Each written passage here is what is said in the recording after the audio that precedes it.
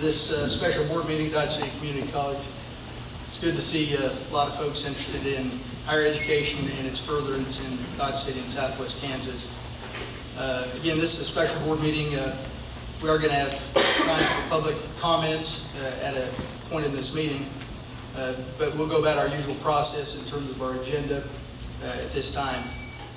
The only change to the agenda is the executive session has been removed. So is there a motion to approve the agenda as amended? Mr. Chairman, I move approval of the agenda as amended.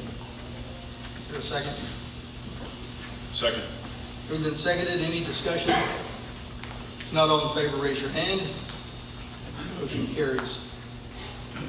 Just as a little bit of background for most in this audience here and the viewing public have been aware of what has been under discussion here at Dodge City Community College as far as a proposed merger or affiliation with Fort Hays State University. And this process has been ongoing at this board's direction for a matter of months now. Several various meetings, committee meetings, subcommittee meetings, steering committee meetings have been held on various aspects, from budget to finance to academics to student services. So a whole lot of work has gone into this, and at a recent steering committee meeting, and again, a lot of things have been addressed, dealt with, and questions ironed out. At our most recent steering committee meeting, it came up that our assumptions that we've made in terms of athletics participation with this merger process might have to be revisited. NJCAA has various rules and regulations, and Fort Hays is an NCAA Division II institution. So that required us, at the behest of the steering committee, to have a meeting to kind of discuss this particular item and where it stands as far as this proposal in general. So that's what brings us here tonight. Again, there have been many items in the steering committee that are all public knowledge. They're on both Fort Hays' website and DC3's website for any of you to look up and read. So that information is available. Various challenges have been addressed, and this is another one that we need to be discussing as a board and getting some guidance and direction. So to start this out, again, this is some of it preliminary, but I don't think I'm putting Casey Malik on the spot. He's done some preparation for this meeting in terms of research, as far as some information that we all need to hear in regards to athletics and what options there may be out there. So this time, this microphone over here at my left here is where I'd like for anybody later on in this presentation to go, so that you can be videotaped. So Casey, if you would appreciate your work kind of on short notice and present to us what you've found.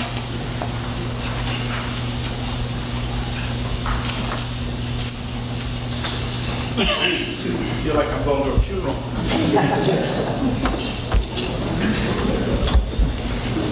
Mr. Chairman, you have to excuse me. I got to put my eyes on the report.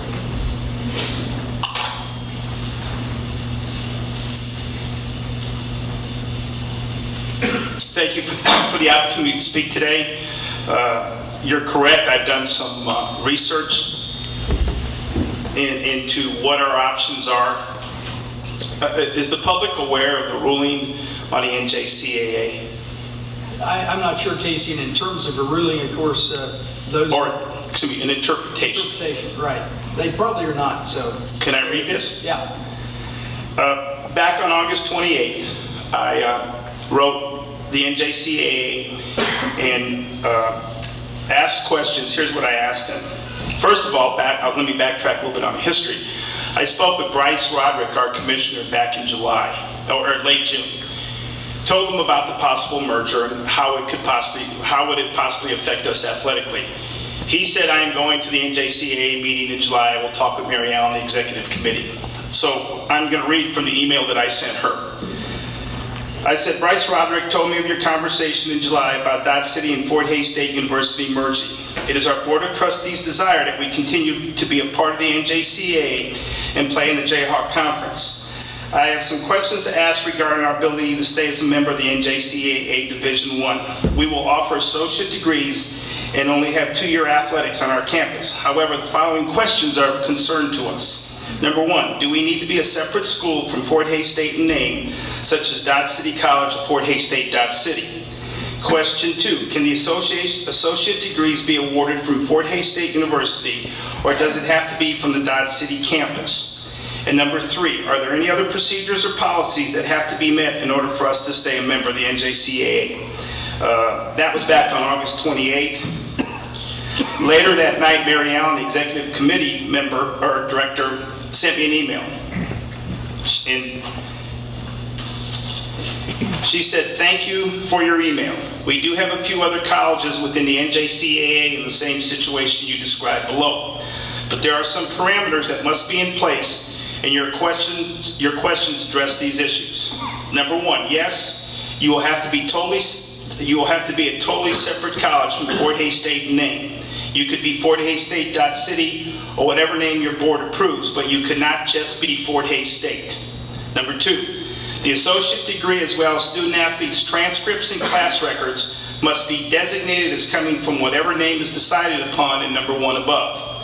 A good rule of thumb is that any document we request from the college must clearly indicate that the student athlete is enrolled at, attending, paying tuition to, and potentially graduating from, in quotes, Dodge City, as opposed to merely saying Fort Hays State University.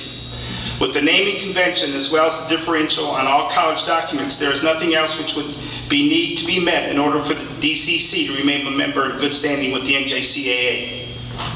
I then received a copy of an email on the 19th of September in which Curtis Hammocky, the athletics director at Fort Hays State, asked some same questions. And if the board will indulge me, I'll read his email. My name is Curtis Hammocky, Director of Athletics, Fort Hays State University in Hays, Kansas. Fort Hays State University and Dodge City Community College, approximately 1.5 hours away, have been exploring options of a merger in recent months. I am still in the process of gathering as much information as possible to present to our president. The intent would be to have Dodge City under the umbrella of Fort Hays State University and become, for example, Fort Hays State University Dodge City. One of the issues in this process is athletics. Dodge City, I believe, would like to maintain membership in the NJCAA and compete in the community college athletics. In order for them to do so, would they need to be managed separately as their own entity, or could they be under the administration of Fort Hays State University in Hays with some local leadership provided? From what I have learned so far, it appears that community colleges who use the university name in other states appear to operate independently from the university. Could you possibly shed some light on this for me from the NJCAA's perspective? She wrote back and said, Curtis, thank you for your email. I've had discussions with Casey Malik, athletic director at Dodge City Community College, relative to this situation. You are correct that in NJCAA bylaws, Article 5, Section 1G would not allow the athletic department at Fort Hays State to administer athletics on or for Fort Hays State Dodge City. The athletic programs must stand alone in all respects in order for Dodge City to maintain an athletic program in the NJCAA. In addition, the associate degree, as well as student athletes' transcripts and class records, must be designated as coming from whatever name is decided upon. In other words, any document requested by the NJCAA from the college must clearly indicate that the student athlete is enrolled at, attending, paying tuition to, and potentially graduating from, quote, Dodge City, as opposed to merely saying Fort Hays State University. I hope this clarifies the NJCAA stance. If you have any other questions, please let me know. So, that is their stance. I then proceeded to contact the director of the NAIA as a possible option for us. And I will read that email, which I have here somewhere. Oh, here it is.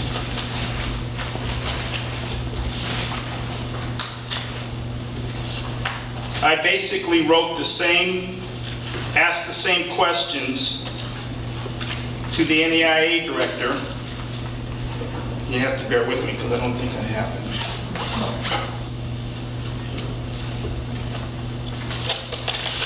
Here it is. I wrote, Dear Matt, this was Matt Henson. I said, thank you for taking my call. Here is the issue. Fort Hays State University and Dodge City have been exploring the options of a merger in recent months. The intent would be to have Dodge City Community College under the umbrella of Fort Hays State become, for example, Fort Hays State University, Dodge City. All documentation, fees, tuition would be paid to Fort Hays State University. The process of the merger calls for a lower division college, which would offer 2-year degrees, an upper division college, and a technical center, all under one institution, that being Fort Hays State University. All degrees would be issued from Fort Hays State University. Any information that you can offer as to whether Dodge City could play in the NAIA would be appreciated. He wrote back to me. This was on September 29th. Casey, a branch campus may hold membership in the NEIA if A, the institution offers 4-year degrees, and B, the branch campus has an athletics department separate from the parent campus. The setup you describe appears to meet the criteria, but a formal determination on this issue will have to come from our membership committee. The committee meets via conference call in late October. I am happy to present them with this inquiry if you like. I then wrote him back and said, yes, would you please, and inform me of anything else that you need. All right. So, Thanks for that good summation.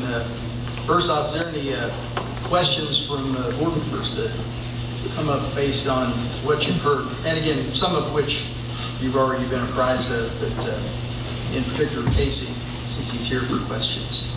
So what are the conferences that we could play in if we played NAIA, and how far are they? okay, one of the, of course, this is the NEIA, the letters with Mr. Henson is for national organization into the NEIA.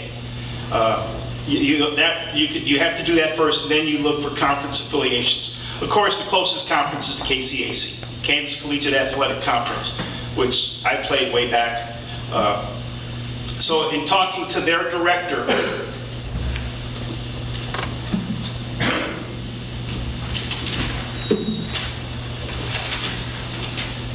I called Dr. Crawford and explained the same situation to him. His comment to me was, we are a private, not-for-profit, faith-based conference. And it's probably unlikely that we would change our bylaws to accept a public, non-faith-based institution. Again, you'd have to petition them to see if they would do that, but that was his feelings. In my conversations with him, I asked him, well, what would be some possible conference options for us to attend? He said probably the Sooner Conference would be closer for you to attend. The Sooner Conference is a conference made up of schools in Oklahoma and Texas. Members being Mid-America Christian, Oklahoma Baptist, Oklahoma City, St. Gregory's, Southwest Assemblies of God University, Southeastern Christian University, Southwestern and Texas Wesleyan, University of Science and Arts of Oklahoma, and Wayland Baptist University. In looking at the distances there, the closest trip was 4 hours and 54 minutes. The longest trip was 8 hours and 38 minutes. I then looked at the possibility of joining the Heart of America Athletic Conference, and have not talked to their athletic director or their conference commissioner. Did send him an email and ask him if he would contact me. That conference is made up of Baker University, Mid-America Nazarene, Benedictine, Avila, Peru State, Missouri Valley, Evangel, Graceland, Central Methodist, and Culver Stockton. The closest trip there would be Baker University in Baldwin, 5 hours and 22 minutes. The farthest is Culver Stockton, 9 hours and 44 minutes. So, again, depending on what the board does, what it decides to do, NEIA would be a possibility. However, you have to go through the steps. The issue, as I see as the athletic director, is we're going to have to travel to wherever we go play. Also, the Sooner Conference only has 3 schools that play football, so they don't recognize a football conference champion per se. So, any other questions? Question there. Thanks for the research. There would be thank you. There would be an obvious time lapse before we actually would know. And in that meantime, what happens to our athletic recruiting? And where do our teams play? I would like to have those details from you. If you Well, can. the membership timeline process reads like this. October 1st, your membership application must be received in the NEIA office. By December 1st, initial review determines whether a campus visit will be determined. Campus visit is made up of an athletic director, some presidents who come out, view the campus, look at facilities, talk to the athletic director, talk to the staff, look at academic programs. January, there'd be a webinar conducted with a member, school staff, and then by March 1st, the membership evaluation team would visit campus. April, the Council of Presidents meeting would determine whether or not that city, whatever we would call, would be notified within 10 days of a decision, and August 1st, approved membership becomes effective. It's a good question that you ask. Depending on when the merger would take place for us, whatever year, what happens to us? As you know, in junior college, football will start, all the fall sports will start recruiting, as they're not already recruiting right now. So depending on whenever the merger would take place, you're going to have a year in there where you're going to really be in limbo, because not very many student athletes are going to want to come here for 1 year. So the convincing would have to be, look, we're going to be a community college for 1 year, and then August 1st of the following year, we're going to move into an NEIA situation.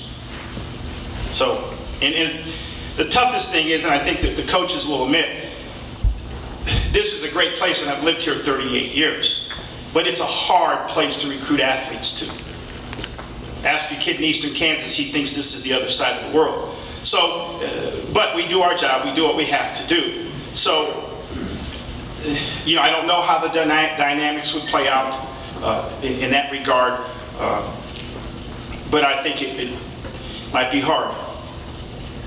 Casey, it also seems to me that in your discussion of the NJCAA comments and communications that you've had, both from 4 days in from you, again, it's not a ruling, it's a determination that it'd have to be looked at pretty closely. It seems to me in what you've read that there may still be some wiggle room there for us to investigate further. Yes, the issue is, what do they mean by separate? Right. Does that mean that every 2-year person that comes here can get their degree? Again, not speaking for Fort Hays State, but is Fort Hays State going to be willing to say, well, that's okay, we can still be under the umbrella of Fort Hays State, but we're a separate institution? The 2 examples that Mary Ellen talked about was, one is Missouri State West Plains, which is under the Missouri State University system. But they are a separate institution, have a separate chancellor, a president, a separate athletic director, separate program. Again, it depends on what does separate mean. The biggest issue is the documents. All transfer waivers, all letters of intent, all scholarship cancellations, all transcripts would have to say whatever the name that would be chosen. Again, I can't answer that because I think that would be something to sit down with the NJCAA Executive Committee and see how they would rule that. Have you looked at in-state scholarships versus out-of-state scholarships or anything like that? Well, there are advantages. You're talking about the NEIA. Yeah. There are advantages. Yeah, there are advantages and there are disadvantages. I'm again, not sitting here making a decision one way or another. Okay, that's a decision the 6 of you have to make. I'm simply don't want to see athletics go away in any way, shape, or form. If you look at the advantage, let's speak of the advantages of going to NAIA. I think it's fair to look at what would be the advantages. You're going to be able to recruit more students, number one, because the NAIA does not restrict the amount of teams you can have. For example, we can only certify 85 football players. Benedictine College in Atchison has 108 football players on their roster. However, 92 of them are from outside the state of Kansas. 16 are in the state of Kansas. Last year we did a study, or this fall, I asked Laura Kuplik, our administrative assistant, to look at all the rosters of the KCAC schools and compare out-of-state to in-state numbers. There were more out-of-state athletes than there were in-state athletes, which in a state of less than 3,000 people you could understand would make sense, having as many institutions of higher learning as we have.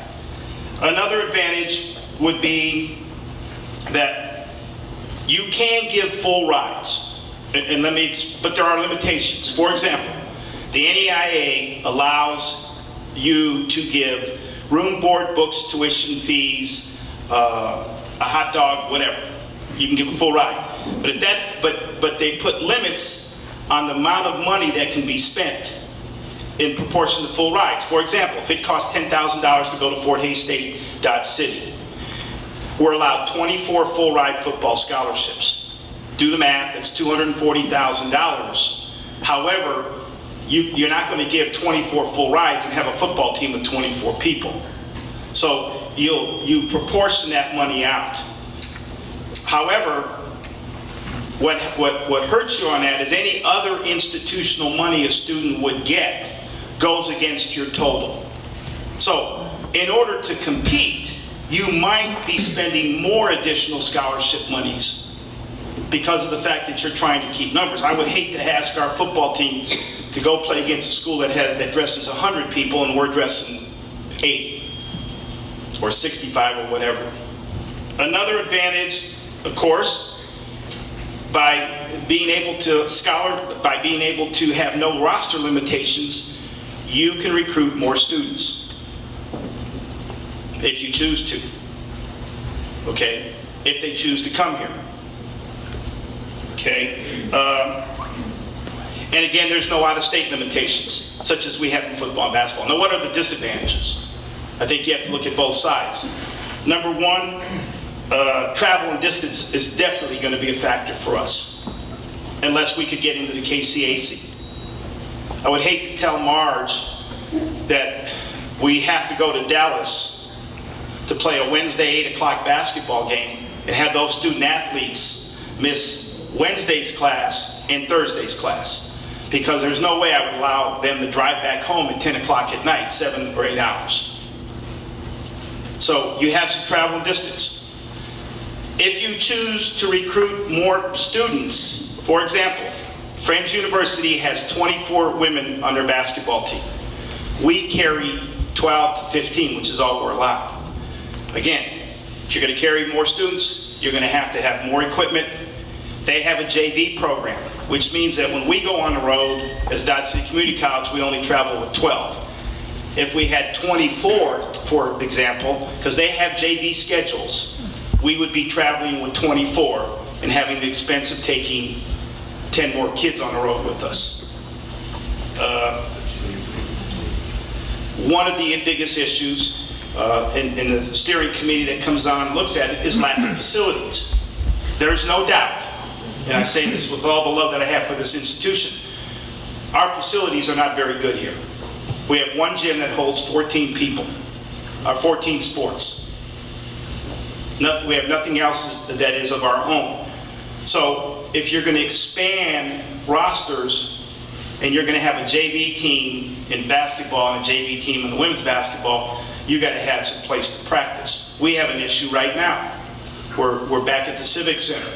We have to have people can't practice at the prime time of practicing, which is 3 to 5. And then next year we'll not be able to be in it at all for the whole first semester. So facilities become an issue. And the biggest thing is, in athletics today, there's an arm race for facilities. Facilities not only attract students, but the biggest thing is they keep students here. And you're asking a student to come here, student athlete, and stay here 4 years. You better be able to provide a reason for them to stay here for 4 years, besides normally getting an education, which they're here for. And again, the biggest thing recruiting-wise is convincing student athletes to come here for 4 years. In my 38 years here as a coach, in recruiting both basketball and golfers, you work hard to get them to come for 1 or 2 years because they know they're going on to the next level. Convincing them to stay here for 4 years, you have to have something. You just can't say, well, we're a 4-year institution, you're going to get a great education. Okay, where do I practice? Where do I play? Do I have access to be able to improve myself? I understand we do all we can do for students to improve. Well, athletes should be given the same opportunity to improve. But it can be done if people are willing to step up in the community.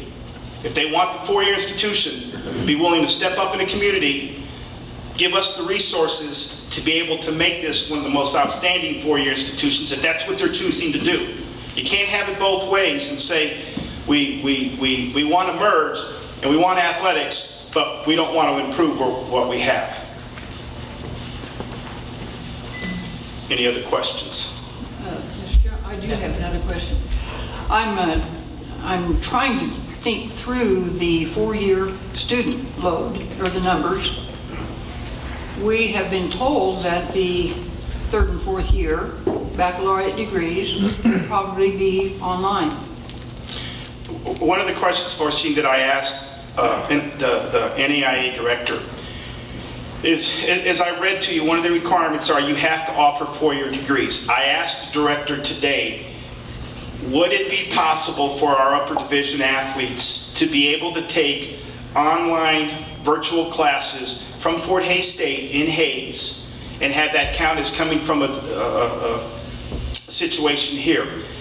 He told me he thought so, but he wasn't absolutely sure. And he would get back to me as of 5 o'clock when I walked over here, he had not. I think the issue that you have there is also that your scholarships the costs are going to go up. Because you have a set amount right now for 2 years, and then as my understanding is the next 2 years that cost is going to go up. So you're going to have an additional cost in scholarships to scholarship that junior and senior student athlete. But again, if people will donate money and give us money, I don't see where that becomes an issue. I think it's well known, or for those in the audience who aren't aware of it, athletics drives enrollment at a lot of places, not just community colleges, but many of the 4-year private colleges in Kansas that you mentioned. If I can just footnote that, Dr. Conant. 2 weeks ago, Galen McSpadden, the athletic director at Seward County, called me and wanted coaching staff-wise numbers for men's and women's golf, men's and women's soccer, men's and women's cross-country and track. And I said, Galen, why are you, sure, I'll give you the information, but why do you want to know? I've been directed to look at adding these sports. We're looking at adding enrollment. Right. So yes, you're absolutely correct. Whether you like that or not, that is that's a reality that Again, everybody deals with. another footnote. It's news, weather, and sports. With all due respect, Marge, it's not news, weather, and speech. And you know I love you, Marge. Any other questions? Mr. Malik, can you give us a rough estimate as to you mentioned earlier, Casey, about our turnover recruiting students for 1 year during a transition period. What's our current turnover right now for athletes? Our retention's pretty good. The student athlete that'll leave after 1 year will leave because they've got the opportunity to go on. And any coach will tell you, every time you recruit a quote qualifier, that student athlete who can come here for 1 year and has the option to leave without having to have a diploma, that's a given. You would never stop an athlete from doing that. I can say in my 21 years of coaching golf, my retention rate was probably 96, 97%. I probably maybe had 4 or 5 kids who left after 1 year. And maybe 2 of those because they didn't like me. Imagine that. It's got to be higher in football. Yeah, I was gonna say, what's football? Well, okay, football's right, but football's retention is a lot of sophomores will leave after 3 semesters because they want to get on to spring football. But as they leave, we bring in more, again, because we need to be able to staff a team for spring ball. We did a study. We brought in 44 students, or 44, well, I can give you a prime example. Let me get my little sheet. In year 213, we had 44 students in summer school, spring of 2013. Sandy, correct me if I'm wrong. We brought in 330 some in the fall, and we had 290 in the spring. So again, you lose some of those because they move on, and a lot of those were football players who moved on. Some kids who get disillusioned with college and don't want to stay. Okay. You're always, I mean, if you find a school that has 100% retention rate, let me know, because I'm going to call them and ask them how they're doing it. Casey, how many come in the summer and graduate then in the spring? Coach Thomas, you're in here, aren't you? Yeah. Can you give me an idea on that? We had 100% of our guys in the summer, so we had 105 both years in the summer, because we cap our roster at 105. That's right, we scholarship 44. Yeah, we had 105 athletes in 2013 and 2014 in the summer alone. How many finished that year? You mean we stayed the entire season? Right. I don't know. I know in 2013, we came with 105 and we took 90, I think 4 to the bowl game in December. So our retention rate through the season was pretty high. But we also had, I think 25 or 26 that received scholarships. So we lost probably 15 of them at the semester, but we brought in 10 more transfers that semester to balance it out. We went through spring ball with, what was our spring ball number of equipment? Close to probably 65, 70 that we went through spring ball with, and then our new class came in after that. So we started with 105, we finished the season with probably 94, 95, and we went through spring ball with close to 70.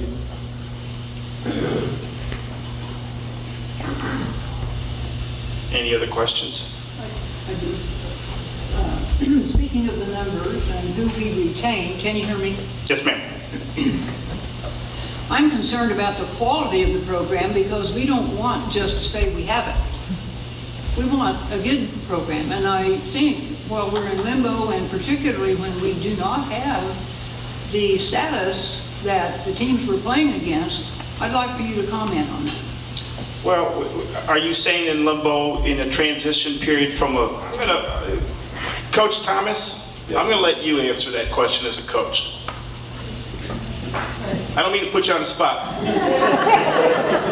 But you are on the spot. But you are. Give me the context of the question.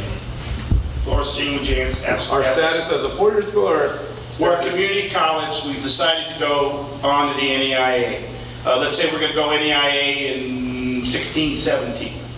Well, we obviously have to sit down and put together a plan of attack and a schedule and see what rules we're playing by to start with. But if we were to move to NAI in 2000 for the fall of 2016, we would start recruiting after the next year. In our recruitment, our strategy would be to recruit kids with the understanding that they're going to redshirt their first year. So we would basically practice for an entire year with no games, so that in 2016 we're playing with 2 classes of athletes instead of just all freshmen, and then try to build every year. The next year we'd have some juniors.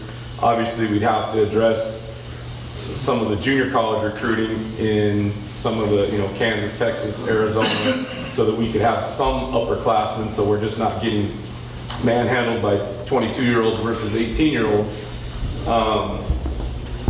As far as how it would go recruitment-wise, I don't know. That's going to be uncharted waters for all of us. You know, we'll do the best job that we can do with whatever circumstances we're given, so that's always our goal. The issue there would be the junior, senior class compared to the freshman, sophomore class.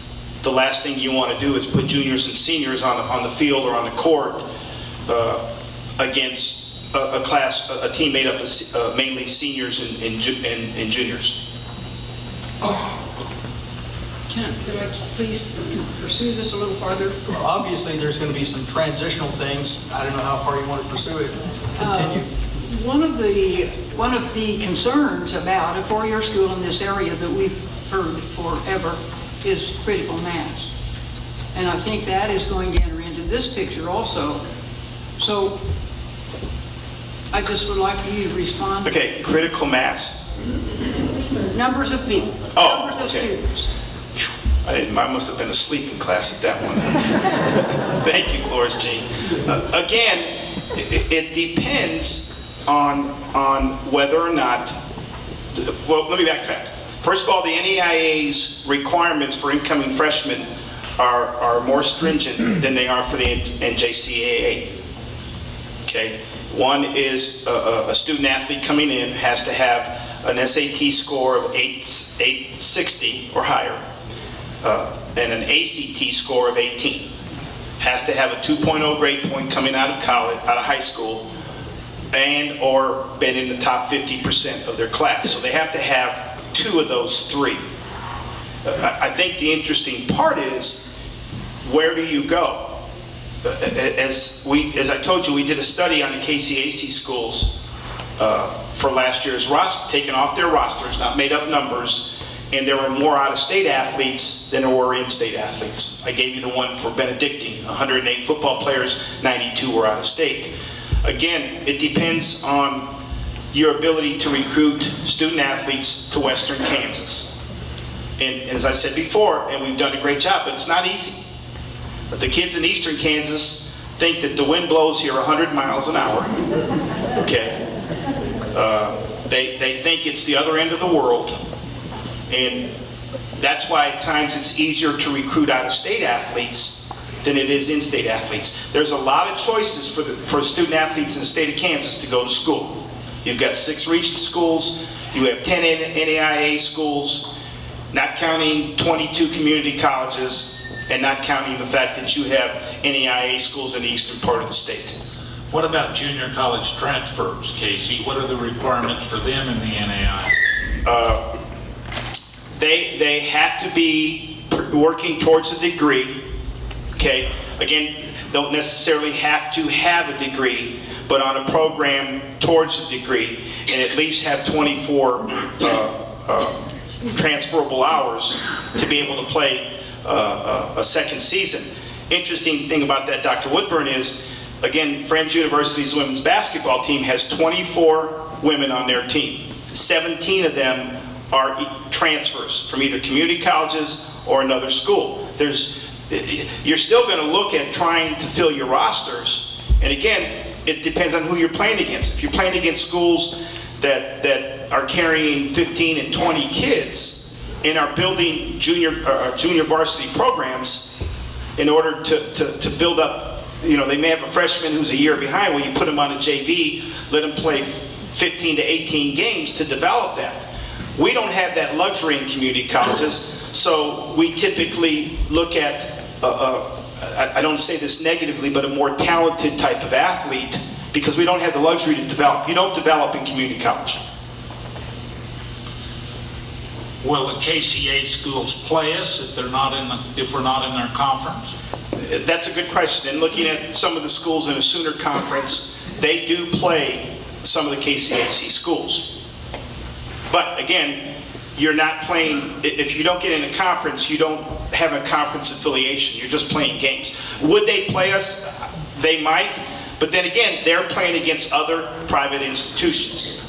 But I will give you an example. We played in the type of athlete, and I say this again with respect, but our men's golf team is very good. They're ranked 5th in the country. They're 34-4-1. They've played 39 teams, mainly Division II NCAA schools, some community colleges. They were at University of Nebraska Kearney tournament second week of September. They finished second.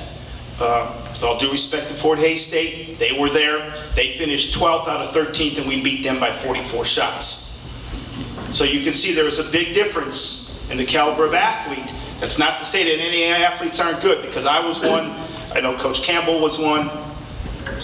But you're going to have a totally different recruiting base.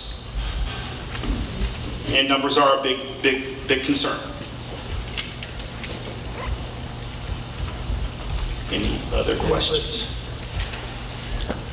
Anyone that can think of a question before Casey looks pretty tired, I think. It's been a week from hell. Okay. Thank you for... I would just like to say one thing. Yeah. That whatever happens, please don't take athletics away from this institution for any reason. Please don't.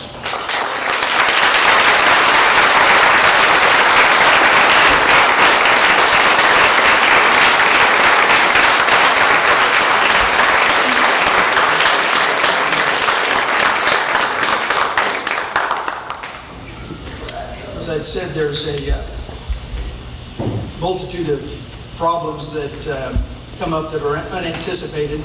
This is one of them, and I think Casey's presentation tonight indicates what can happen when you look at a problem as something that needs solutions, not a roadblock, and I appreciate you looking into these options for us. It may be preliminary, it may be something that needs further investigation, but I think we all learned a lot tonight, so thanks for that presentation. Is there anything in terms of, again, this discussion tonight was kind of presented various sources as we're going to have a big vote on something. What's the board's pleasure? Is there a motion? Mr. Chairman, I'd like to make a motion. Go ahead.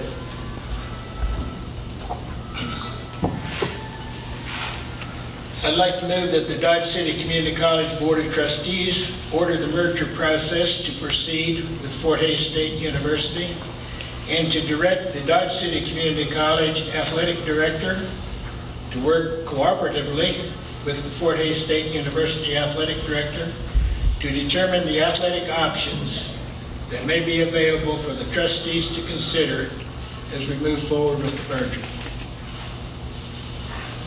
Motion, is there a second?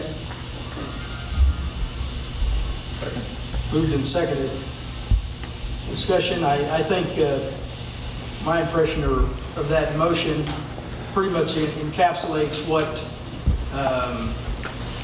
I think we ought to be about. And again, this entire board, as I understand it, has not been in favor of getting rid of athletics as one of the primary options, and that has not been the focus or the goal of any on this board that I'm aware of, at least. Mr. Chairman, I make a point. Yeah, go ahead. You know, I read the emails that Mr. Malik referred to, the first from the JCAA, Yeah. and I really don't see anything in those emails. Morris, would you grab the mic a little closer, please? I don't see anything in those emails that would preclude us from proceeding with the NJCAA and staying in Jayhawk Conference. I mean, we certainly will have a separate name, Fort Hays. We're not just going to be just Fort Hays State University. We're going to have Dodge City in the name. We've been committed to this all along. And as far as the transcript, you know, you can go whatever label on you want. I mean, it would be the name of the institution. No. Yeah, but if we're called Fort Hays State University Dodge City, then that's what the transcript should read. Okay. Sounds like the separateness. And as far as the NAIA, I think we can meet that criteria as well. Sounds like that. Let's find out what the options are. As I said, I think Casey's informational stuff before us tonight opens up some of the opportunities and does not preclude any of those based on what I have heard at least. And, but it's going to require some work and some further evaluation and study. So there's a motion and second. Is there any other discussion on the motion that's on the table? Mr. Chairman, I do have an opposing view. It seems to me that all of the proposals that have included changes for us, the benefits of adding additional educational opportunities and even the tech center could all be done without dissolving the community college.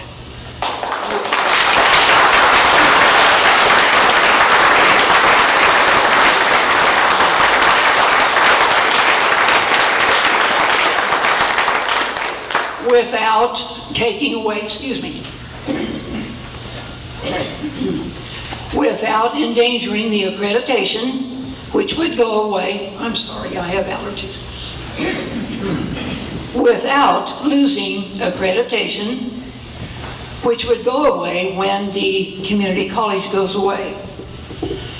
Then, in the event that we are not funded by the state as they say they will, which we know is not dependable, and the plan dissolves, so does the university and the community college. And we'd be left with an empty campus again on this side of town.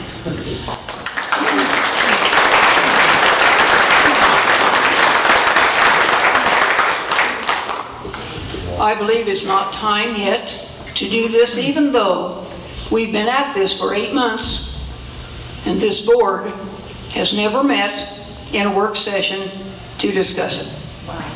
That's a dereliction of duty by elected officials.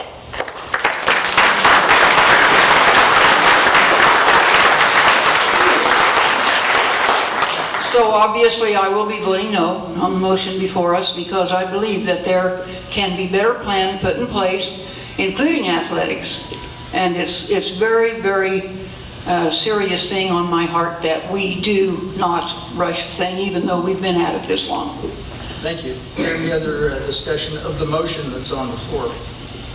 My point of view for that is, if we wait until the end to see whether we can play in the Jayhawk conference or not, it'll be too late, then we won't have any other options. And if we go to the NAIA, and if we have to play in the senior conference, which is going to be traveling between 4 hours and 15 minutes and 8 hours, we won't get any students to come here because they don't want to sit on the bus for that long. So even if you don't get rid of athletics and we join that conference, athletics will get rid of themselves because nobody will come here to play.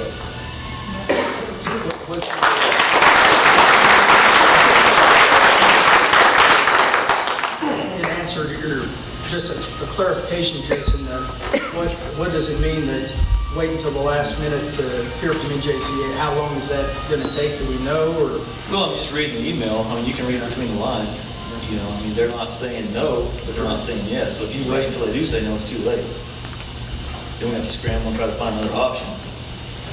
Yeah, I think there's a time frame or a process that this all has to go through. And in terms of the whole merger process, 2017 is kind of the date that we're looking at, which does give time to address all these issues. So is there any other comments on the motion? Now's the time to do them. May we have the motion read again, please? Well, and that's curtails into what I was going to ask. Morris, can you, I think in respect to what Dr. Joy's bringing forward, to continue to pursue, and I don't want to restate Morris's motion, but maybe a clarification, Morris, as to your motion being to go forward with what Dr. Joy is asking for, which is further investigation into this, not waiting until the last minute, and finding out what those options really are going to be so that we can make an educated decision about it. Yeah, I think you're right. You know, the part that directs the athletic directors to work cooperatively and provide us with our alternatives. And there should be firm answers as far as the alternatives are concerned that we can deal with. So I think that would meet the criteria. Is that, Morris, what your motion is? I'm not trying to take it over, I just want a clarification so that it is very clear for all here. He was asked to read again. Could you read that again, Morris? All right. The Dodge City Community College Board of Trustees orders the merger process to proceed with Fort Hays State University and to direct the Dodge City Community College Athletic Director to work cooperatively with the Fort Hays State University Athletic Director to determine the athletic options that are available for the trustees to consider as we move forward with the merger.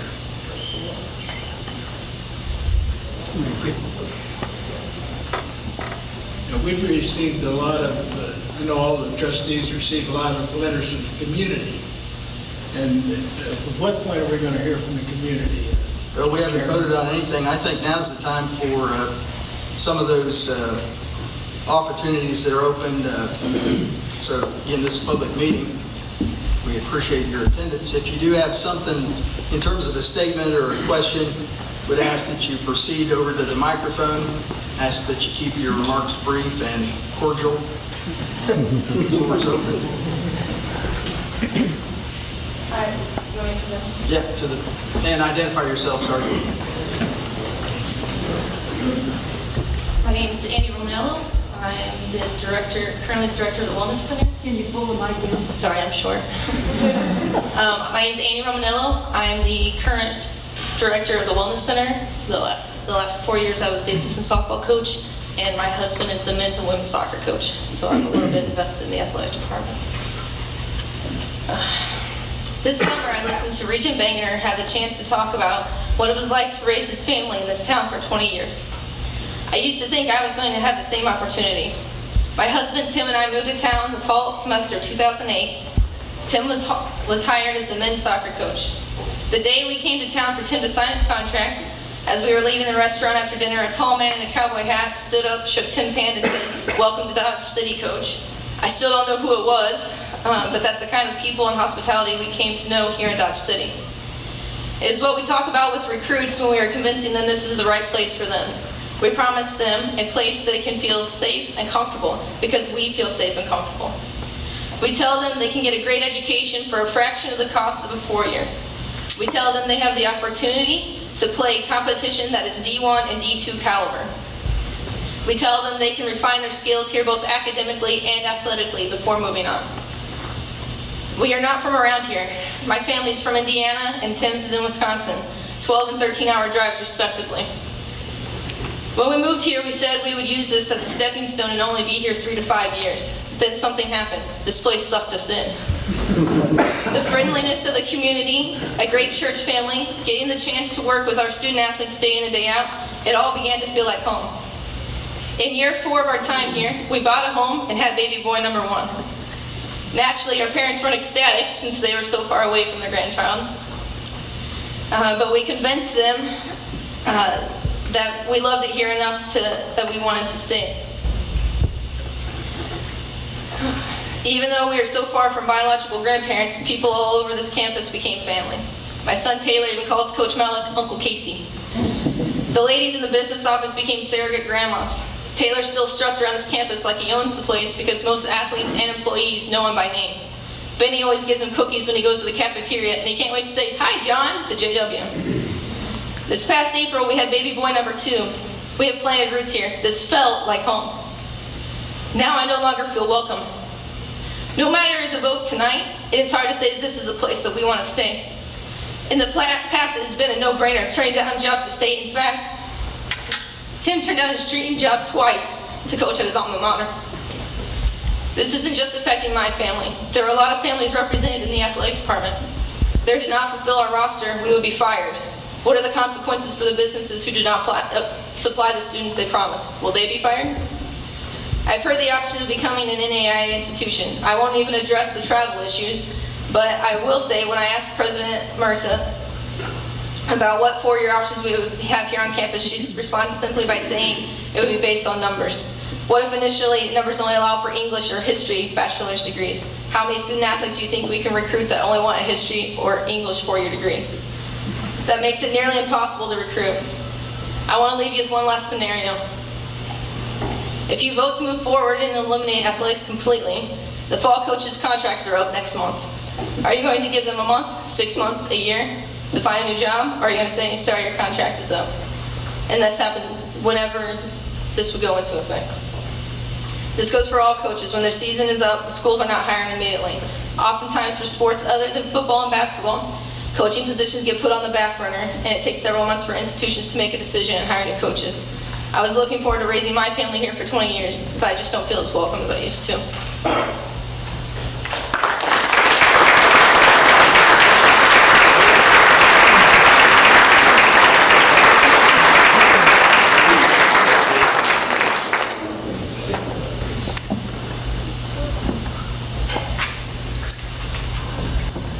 Hello, my name is Johnny Dunlap. I'm a city councilman in Spearville, part of Fort County, part of the tax base for this institution. On September 10th, we passed a resolution concerning this proposal. And I'd like to read it to you. It's not long. Mainly because I just want you to know that not everyone is gung-ho, rah-rah-rah about the way this thing is being proposed. Now, I think I can fairly speak for most people here when I say that just about everybody is interested in a four-year institution in Dodge City. I think the concept is fantastic. But when you talk about dissolving our community college and not offering a suitable substitute for it, a lot of people give it pause. So let me just read this real quick. This is a resolution of the governing body of the city of Spearville, Kansas concerning the dissolution of Dodge City Community College. Whereas Dodge City Community College came into existence in 1965 by a majority vote of the residents of Fort County and is wholly owned by the residents of Fort County. Whereas the residents of Fort County have invested millions of dollars to build, operate, and manage Dodge City Community College over the last 49 years in order to provide the highest quality of education and career development for its students. Whereas on the eve of the 50th anniversary of Dodge City Community College, the Board of Trustees has voted to seek a merger with Fort Hays State University, which would dissolve Dodge City Community College, and it would cease to exist as a community college and require the residents of Fort County to pay the same amount, if not more, in taxes to Fort Hays State University, to empower Fort Hays State University to decide what educational and vocational courses would be offered through Fort Hays State University in Dodge City.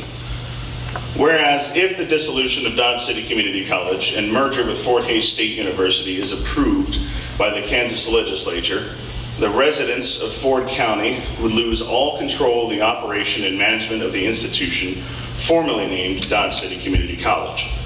Whereas if the dissolution and merger with Fort Hays State University is approved, the duly elected Board of Trustees would lose all powers and duties granted to them granted to the board by statute. And said board would be reduced to an advisory board with no powers or duties except to levy taxes on the residents of Fort County, which would be transferred to Fort Hays State University to be used at its sole discretion. Whereas, as an inducement to gain support for the dissolution of Dodge City Community College and the establishment of Fort Hays State University at Dodge City, the people of Fort County have been led to believe that Fort Hays State University will establish baccalaureate programs on the Dodge City campus to be taught by college professors on a personal face-to-face basis instead of through virtual instruction via online internet courses.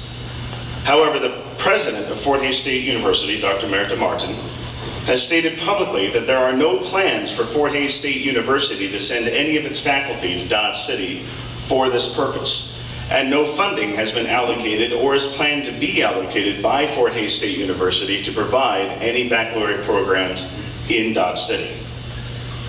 Now, therefore, be it resolved by the City Council of the City of Spearville that the Board of Trustees of Dodge City Community College allow a vote by the residents of Fort County to determine whether Dodge City Community College should be dissolved. Number two, no decision on the dissolution of Dodge City Community College should be made until enabling legislation has actually been enacted by the Kansas legislature and adequate funding secured by the legislature. And no decision on the dissolution of Dodge City Community College should be made until a new feasibility study is conducted with third-party validation as required by the Kansas Board of Regents. This was adopted and passed by the governing body of the city of Sperryville September 10th, 2014. And like I said, it's not against the concept, but we'd like to vote. We'd like a say. And when you talk to us about exploring options and doing things, before we vote, I'd like to know that we have statute in place. I'd like to know that we have funding before we hand over Dodge City Community College.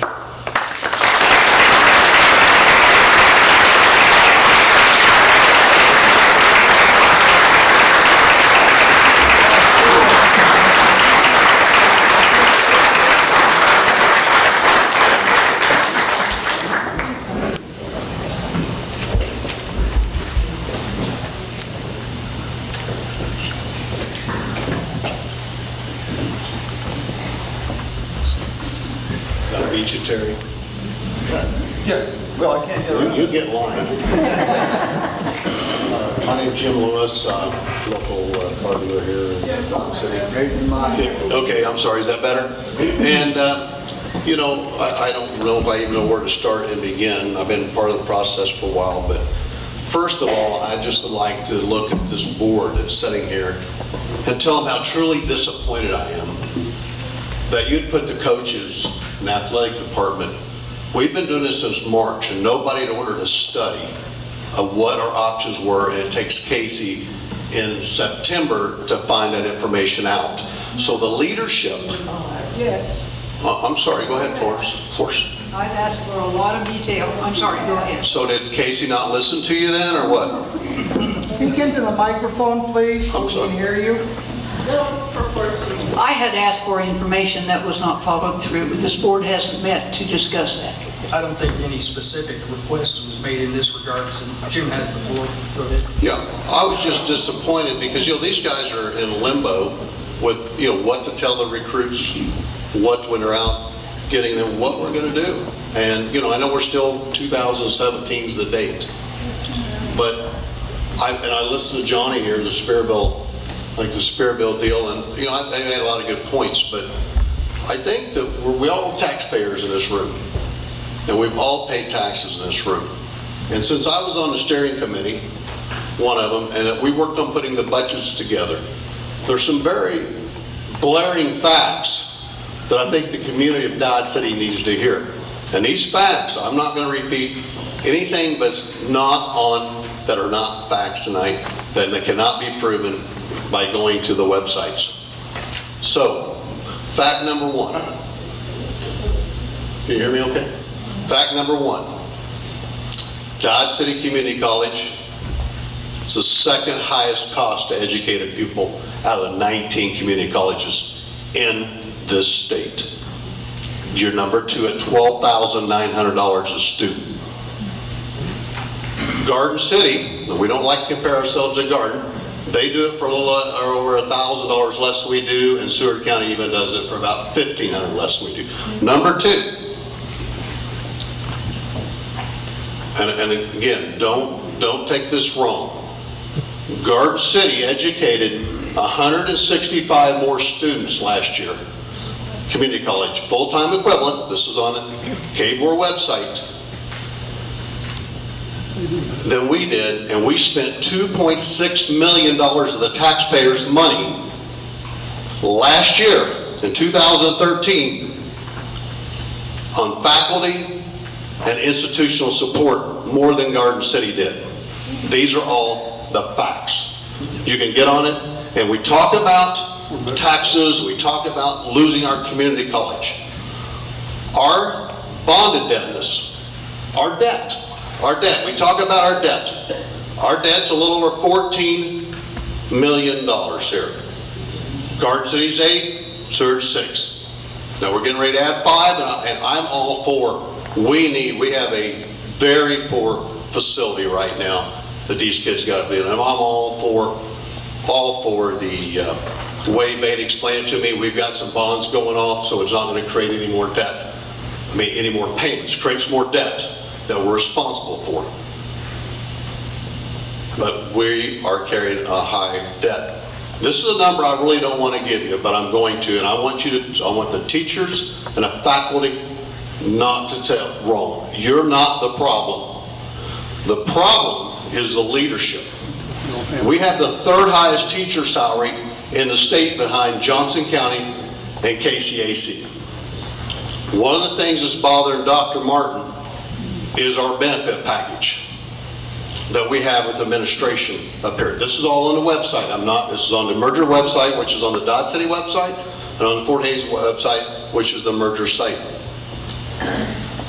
And please, I know you guys are going to say, man, Jim, you're running us down, but I'm not, because it's not your fault. It's your leadership's fault. It's the past boards. It's the past presidents. We've created an issue here. We take $10 million is what comes out of this community every year going for these people to manage. 10 million. We spent 2.6 billion more than Garden City did. But where I lost my train of thought where I'm going, and I'm sorry for that, and I'm a little nervous because I don't want people mad at me because I'm just telling you what we're on the sites. But we're talking about the benefits. Please don't be mad at me. Please. But the administration, after a year, this is on the website, you get 60 days sick days. And I don't think there's many people in this room that work for any company in this community that gets 60 days sick leave. 24 vacation days. 23 paid holidays. 6 winter break days, and in the summertime when kids are not here, we work 4, get paid for 5. Now, there's no disrespect for anybody, except it tells me maybe we have 20% too many people. If we want to look at this as a business, there's a lot of people have been clapping and yes, but it's the board and the leadership that's allowed this to happen over the years. And don't take it wrong, it's tough. You're a non-paying board. You come in, you don't study numbers, but this has opened up a whole new window putting these two things together when looking at bringing the merger together. I feel that we have the opportunity, and we talked about disillusion. I heard somebody say we're not going to have a junior college. We still have a 2-year associate degree, and somebody please tell me if I'm wrong. We still have a 2-year associate degree. And let me back up one more thing. The idea of a Fort County kid going to school here anymore for free, it was gone a long time ago. We're one of the few junior colleges that still charge our in-residence kids because we've outspent the budgets. The difference between an in-resident and a state kid is $5. We pay $35 if you live here, and you pay $40 if you belong in Kansas. So is there any break with your tax dollars and your kids going here? And then they still pay approximately the $41 fee, which is the highest of the 19 community colleges. And our dorm rate, the proposed dorm rate for 2015 is the highest rate of all 19 community colleges.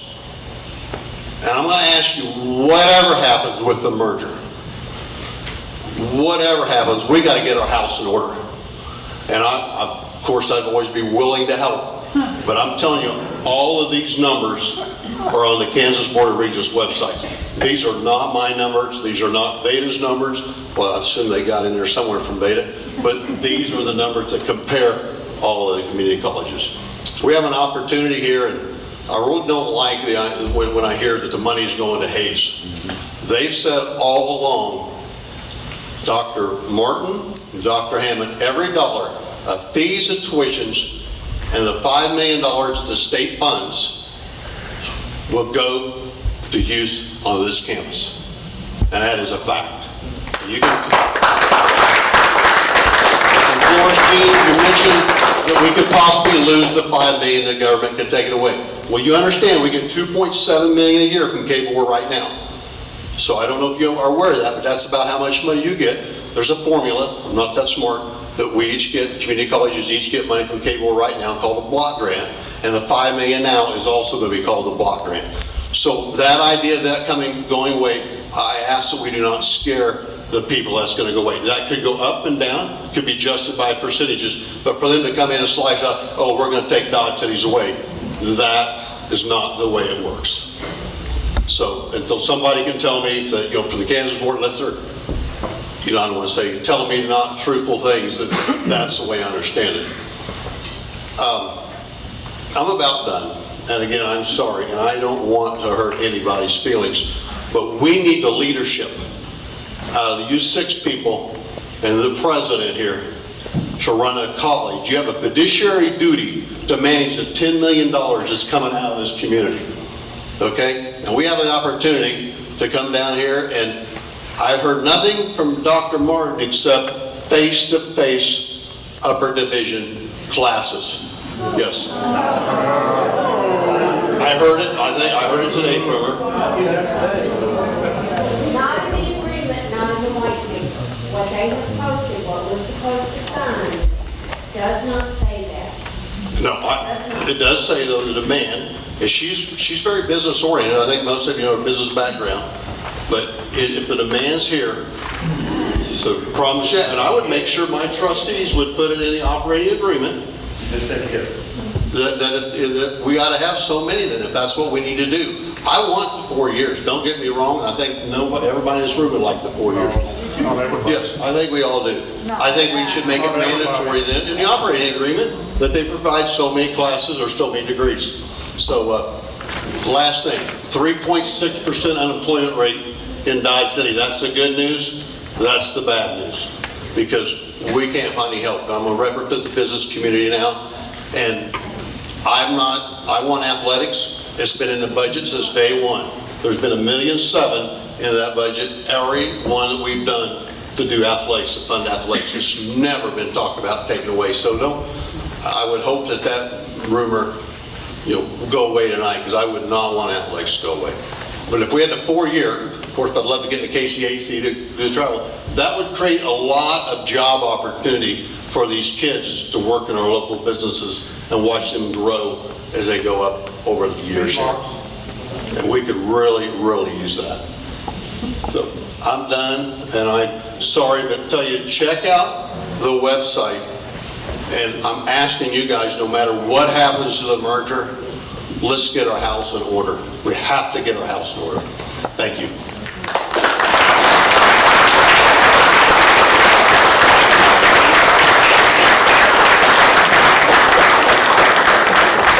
Before we start, Terry, I just have one clarification in regards to a comment. Jim mentioned an operating agreement. I think that's key to this whole process. Unfortunately, for whatever reason, the white paper has been laid up as the end of this process. It is not the end of this process. It is a template and a beginning for working on these things. The purpose of the steering committee is to develop, with input from many different sources, an operating agreement that is acceptable to this board to maintain what we do in terms of our 2-year degrees and enhance what we can do for this community. So I just want that made clear, that this white paper bugaboo, if you will, has really been overdone, I think, in terms of its importance.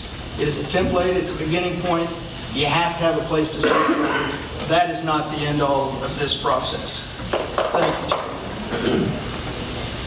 Go ahead. I'm Terry Malone, and I'm a member of the Coalition for a Better Plan. In my research, in our research, I think we found that no one that we've talked to wants to dissolve Dodge City Community College.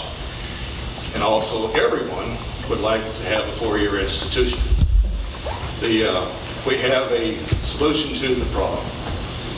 Request to require Fort Hays State University to drop its silly demand that Dodge City Community College cease to exist in order for this merger to take place, in order for that building to be built, in order for them to provide four-year institution to Western Kansas, and for us to keep running our community college. As most people know, I was a trustee for 16 years, and I don't want to get in an argument with Jim, but I think that our board, I know you all do, I know we did when I was on it, and all the trustees work diligently and hard to keep the taxes in line, but yet provide the best education and training in the state of Kansas. I would match our faculty against any faculty in the state or in the country. And maybe that's why our faculty salaries are a little bit higher, is because we appreciate them, and we've been able to retain the Clark Cokers and the Byron Hills.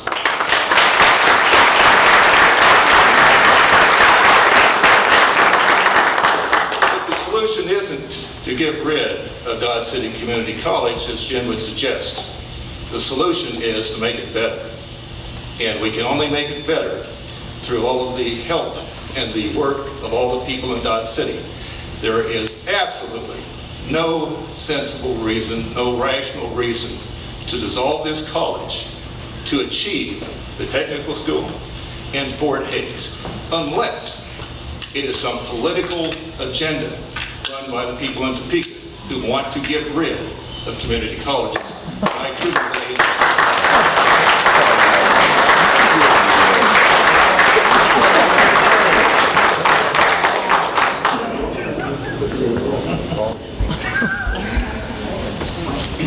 Hello, my name is Clark Coker, and I'm an adjunct faculty member here, but I was a faculty member full-time for 40 years.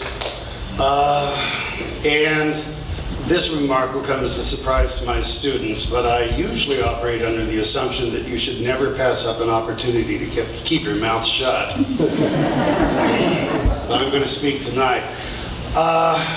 One of the things that I hear when I listen to the discussions and when I read in the newspaper is the issue of accreditation. And that's my job now. I work part-time for the college to coordinate the accreditation efforts here, and that's something I've been doing since 1987. What I want to remind the board tonight is that the decision you make regarding athletics is not separate from accreditation issues. In fact, the structural model you select for affiliating with Fort Hays, in other words, the accreditation model you select, will affect very strongly what you can do with athletics. Now, I've been working on this and trying to work it out in my head, but I do think there are 4 options that the board has when it comes to its accreditation. This is really a discussion we should be having in much more depth, at much more length some other time. But the first option would be that nothing happens. The merger ceases, we stay separate institutions, everything stays the same. In terms of accreditation, we remain AQUIP accredited. The second option would be that Fort Hays simply takes us over. We dissolve, Fort Hays becomes, and we become a parent, we become a branch campus with no more identity as Dodge City Community College. Obviously, that second option, though, has difficulty when we listen to what we've been hearing earlier about the options for athletic association. Both options seem to require that the college retains a separate identity, at least in terms of the athletic department. So the second option isn't really going to be a very good one for accreditation. Third option, and these are listed on the Higher Learning Association, the Higher Learning Commission website, is that we could associate as a component of another institution's affiliation. That is, we are part of Fort Hays, but they are the parent campus. And under that structure, there are some things that become a little bit problematic. The components that the Higher Learning Commission identifies says that the home campus, that would be Fort Hays, has oversight over the finances, the administration, the hiring, the firing, the retention of personnel. So all of that authority rests with Fort Hays. The administrator for the component, that would be whoever is in charge here, reports to the CEO of the affiliated institution. The home campus, again, that would be Fort Hays, provides meaningful oversight over the academic programs at the component. And fourth, the degree granting authority of the home campus, Fort Hays, or system office encompasses where possible the degree or programming activity of the component. In other words, under this third model, Fort Hays is the degree granting authority, and as we've heard earlier, that would be problematic for both of those athletic associations. The fourth model is that we would associate as a separate accreditable component.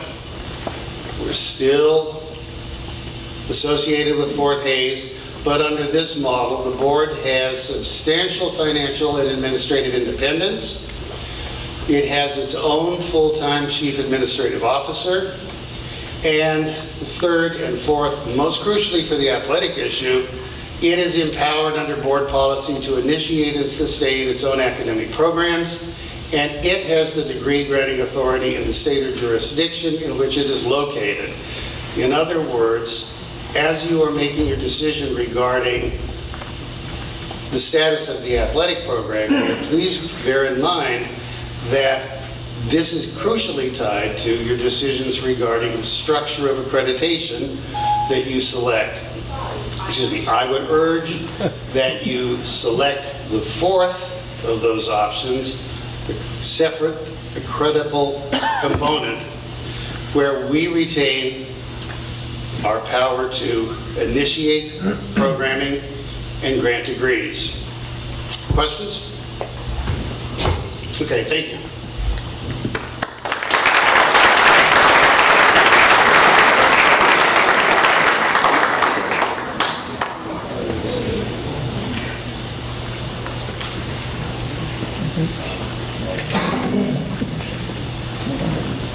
My name is Byron Hill. I graduated from Dodge City, back then junior college, in 1962, and I graduated from Fort Hays State in 1965 and in 1968. An examination of the enrollment figures of Fort Hays State University over the past 5 decades would indicate that Western Kansas does not have the population base to support a Southwest Baccalaureate Center of 4,000 students as described in the white paper. That's from Fort Hays State University at Dodge City, page 7. Fort Hays State, Fort Hays State University has recently released their record enrollment figure of 13,829 and 825 students for the fall 2014 semester. The public should know, however, that most of the increase is for online classes. The head count of Fort Hays State University students at partner universities in China this fall is 3,165, and in the virtual college, 5,860 students, the online college. That's from the Hutchinson News, September 27, 2014, page A6. The actual fall 2014 on-campus head count of Fort Hays State University this fall is 4,800 students. Again, that's from the Fort Hays State University News, September 26, 2014. In the fall of 1965, when I was going to school at Hays, the on-campus head count at Fort Hays State University was 4,778. Enlisting the local students who were attending Fort Hays State that semester, the October 14, 1965 issue of the Western Star of Coldwater, Kansas states, a near-capacity crowd of 4,778 students jams the Fort Hays State college campus this fall, and 96% of this total comes from Kansas. That's on page 2. On September 9, 1965, the Hays Daily News projected similar figures, archives, page 65. To summarize, Fort Hays State University has increased its on-campus enrollment by 22 students in the last 49 years.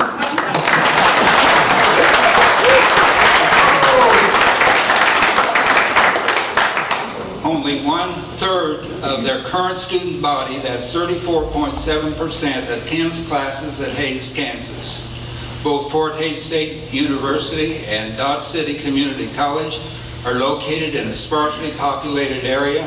And again, the enrollment history of Fort Hays State University would indicate that Western Kansas does not have enough population to support a viable Southwest Baccalaureate Center.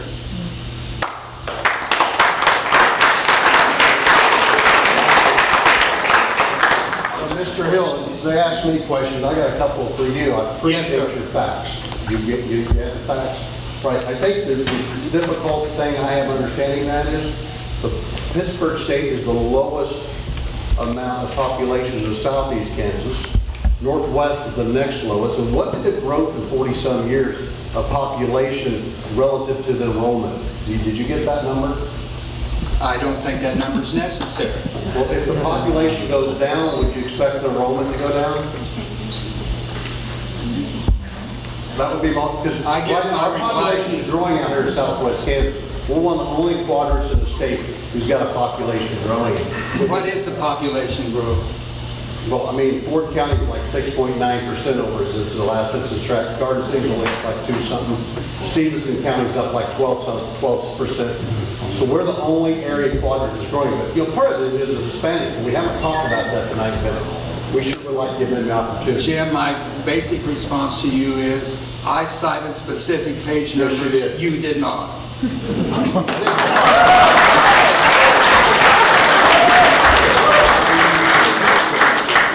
Correction, Mr. Hill, it's on the KBOR website, and all you got to do is go to it, and you'll see every stat I gave you. And also the what page? Hey, get in line. Okay, I appreciate it. Mr. Chairman, I'm Charles Sullins, live in Dodge City. By virtue of being one of the last ones to speak, virtually everything I intended to say has already been said. I am also a member of the Coalition for a Better Plan. Of course, the Better Plan starts with not dissolving Dodge City Community College. The issue has been brought up that it does not have to be dissolved for Fort Hays or perhaps any other entity to offer classes here by virtual college or by other means. And for the proof that I have in this, we need look no further than Fort Hays State itself. I taught English as a second language at the college here, and I was always recognizing how successful Fort Hays was in its Chinese program. I had often said 5,000 students in China. Mr. Hill just said over 3,000. Regardless, Fort Hays State has thousands of students in China. And again, the statistics I had, 300 of those Chinese people were coming to Hays. So it was an opportunity. I was always striving to increase the ESL numbers at the college. But the point I'm making, to point to the successes of Fort Hays did not require any institution in China to dissolve in order for their program to be taken to China. There's no reason to dissolve DC3 in order to have these college courses taught in Dodge City. And I would like to say, back to the point that is going to be brought up when we speakers are through, there is a motion and a second on the board, and I would urge everyone to vote no on that motion.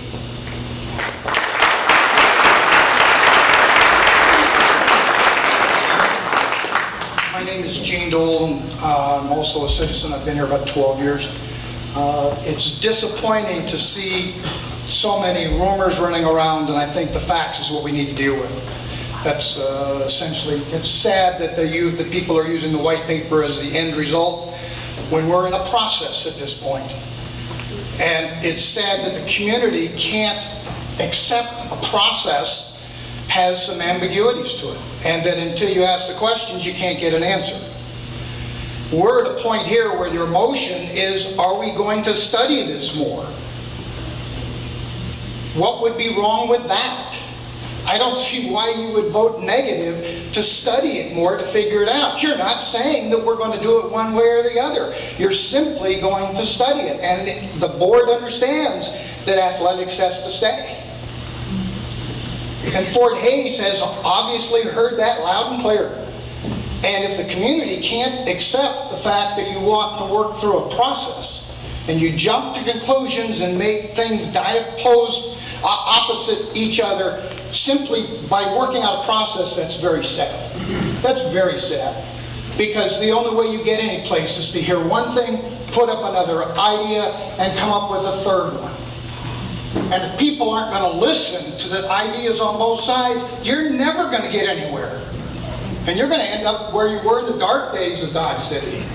I would say that you need to vote on at least the process, because the process is the only way we're going to get anywhere.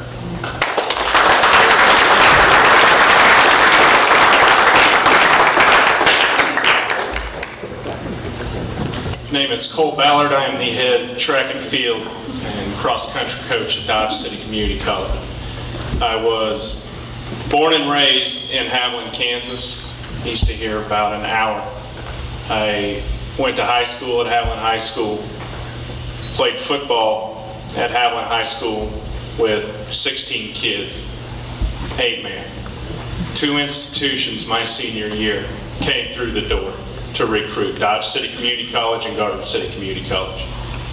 I attended Garden City Community College, played for 2 football seasons, and all of a sudden, Kansas State University, I guess, decides I am at the level at which I could play there, and attended and played at Kansas State my last 2 years. That opportunity would not have been available without the Kansas Jayhawk Conference. You want to use, and you could go on and on and on, examples of this. Zach Kirby, Dodge City High kid, plays golf, 2 years here. He's now at the University of Kansas. The Kansas Jayhawk Conference, all right, allowed both of us that opportunity. The Kansas Jayhawk Conference is, without a doubt, the single greatest avenue available to Kansas high school kids, outside of the 5 to 10, 20 Division I kids we have in the state. I'm not referencing them. We are a part of that process. We are a part of that opportunity, and I feel strongly that we should remain part of that. Thank you.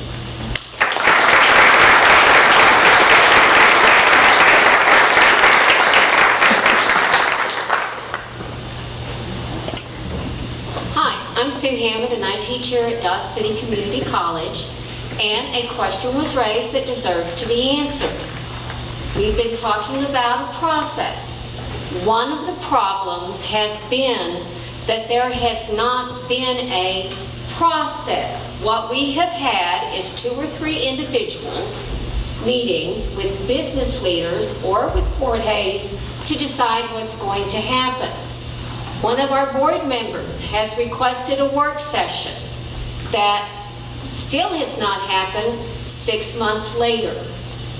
When we look at what is available, we look at the current white paper, and obviously it's the one that they are in the process of revising, because the first one contains some items that would have been illegal under K-State law. We look at what KBOR has said, and I realize that laws can change, but KBOR's legal analysis was that Fort Hays could actually could grant us baccalaureate degrees. After all, right now we have those kinds of agreements to offer upper division classes with Fort Hays, K-State, Wichita, and probably more that could be named. But those would be ones that we have agreements with, so that could be done. The tech center could be built without dissolving the college. And quite frankly, if the state needs a tech center, perhaps the state ought to build it, not Fort County taxpayers. And we can keep everything that we have. So we think that a process is good. Now, one thing I can address that's kind of been hidden by this process is that morale on the college campus is down. We are beginning to hemorrhage people. We've got, if reports from people who have asked to provide references have been true, 2/3 of the faculty who are looking. I don't know how many staff. And if this process continues, and I'm not saying it was a bad idea to have a process, we're going to lose more and more people. And in trying to fill vacancies, we do run into a problem, because who wants to accept a job out here where it is hard enough to recruit to, or to where it is hard to recruit, if I want to be grammatically correct, if the college may not exist or their job may not be here? Because having studied some things, I do know that quite often economy of scale does mean that there will be reductions in a workforce. And if, as has been the working agreement right now, I don't know what would eventually come out of the process, that we would, they would determine who gets hired, they would determine who stays, they would determine working conditions. And if we are going to have some kind of a process, I would request that we have as many Ford County citizens and faculty and administration and legal advice as Fort Hays has on the committees. If nothing else, we at least ought to be equal during the process, and it should be a process to which everyone is invited, not an exclusive few.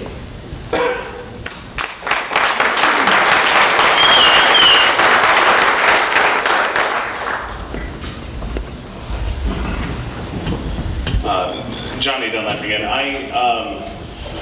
It was brought up that this vote, this particular motion, is about moving forward with exploration, but I don't think that's the wording of the motion. Can you read that for us again, please?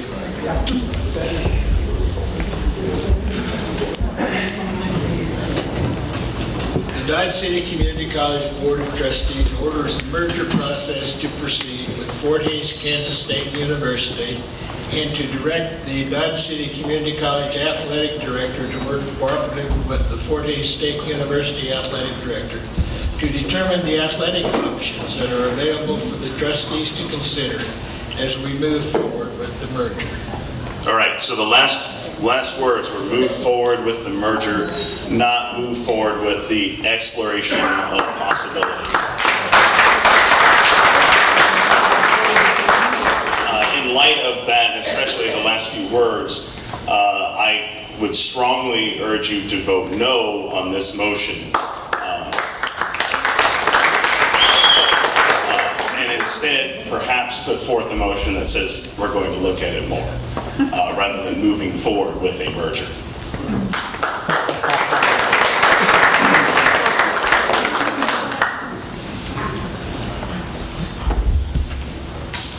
Hello, my name is Brian Harvey. I'm the head athletic trainer here at Dodge City Community College. I've lived in Dodge City for quite a while now. I went to grade school here, graduated from high school here, took my first athletic training class here. My son went to high school here, went to college here, and is now in chiropractic school in the doctorate program. I have two daughters that go to school here. My wife lives here. My mother and stepfather live here.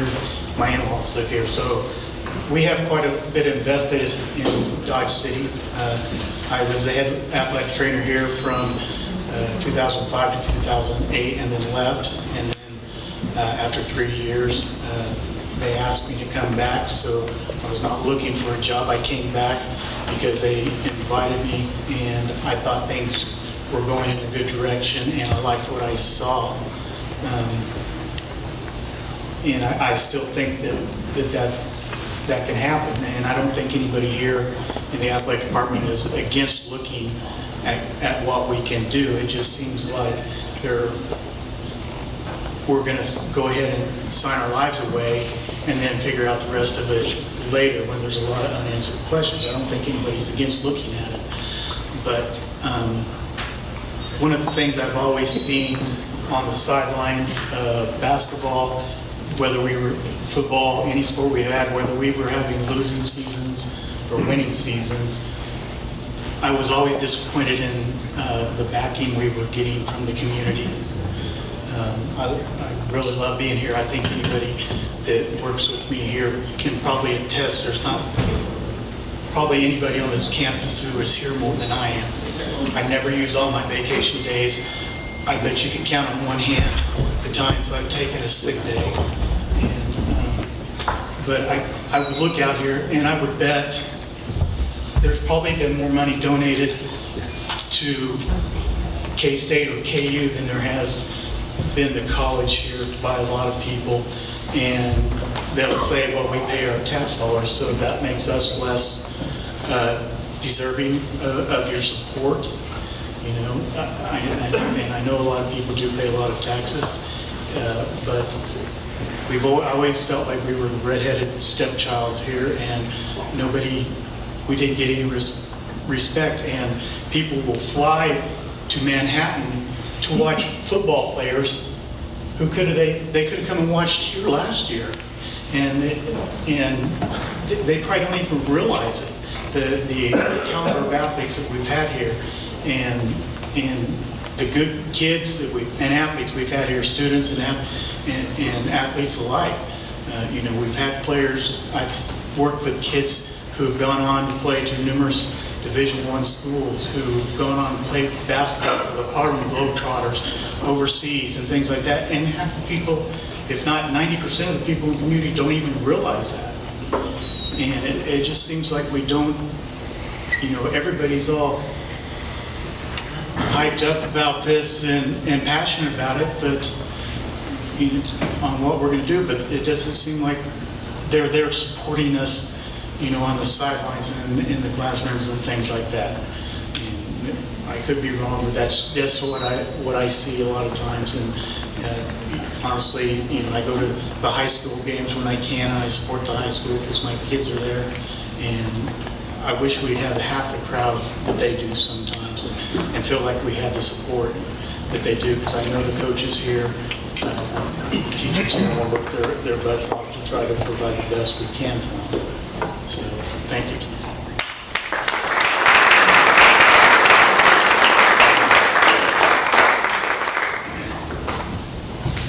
Good evening. I'm Bill Hammond, and I'd like to tell you a quick story this evening. Many years ago, I was a new business officer at Highland Community College, and I was there at a meeting where we were with all the other business officers. And one of the amazing things about doing that is if you drink Coca-Cola like I do, but you go to the afterglow, after some of the other people have had 2 or 3 or more adult beverages, you really find out what's going on. Amazing what you can learn about how it really works. And I was all excited and pumped up because the state was going to pass a bill and we were going to be guaranteed funding. I think it was the beta 5 years. Because it was unfair for the community colleges to collect out-district tuition from other counties. And so they had a 5-year plan and they were going to pass it in law, and it passed. And the out-district tuition from other counties was going to go away, and our funding was going to come up guaranteed by law for 5 years. We got the first year, itty bitty bit, the second year, and we never heard from it again, folks. What was the difference made up? Property tax and tuition. I understand currently there's tier funding that was supposed to help community colleges, multi-year plan, and I think the last I heard, the state's about $50 million short funding. So I would just encourage the board as you go forward, I just don't trust the state based on what I've experienced in the past.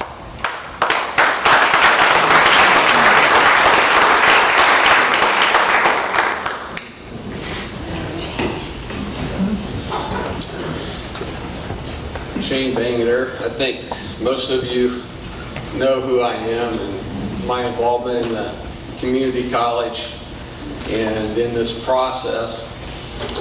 I just want to say that what I hear tonight really pains me. Because I love this community college. I love higher education. It's been my passion for almost a decade. When we started this process, we hoped for an institution that would do everything that we're doing now, including athletics, including developmental education, associate degrees. Every single thing that we're doing now, we plan to continue. We hope to add baccalaureate programs. Some of them will be online, and some of them will be face-to-face. I can't give you numbers. I just know that the studies that we've seen suggest somewhere around 500 students face-to-face in the baccalaureate program. We hope to add a technical institute that we think will revolutionize this community and bring 2,000 students. Now you can talk about China, you can talk about Ed Hammond's online programs, but it is saved Hawaii State University.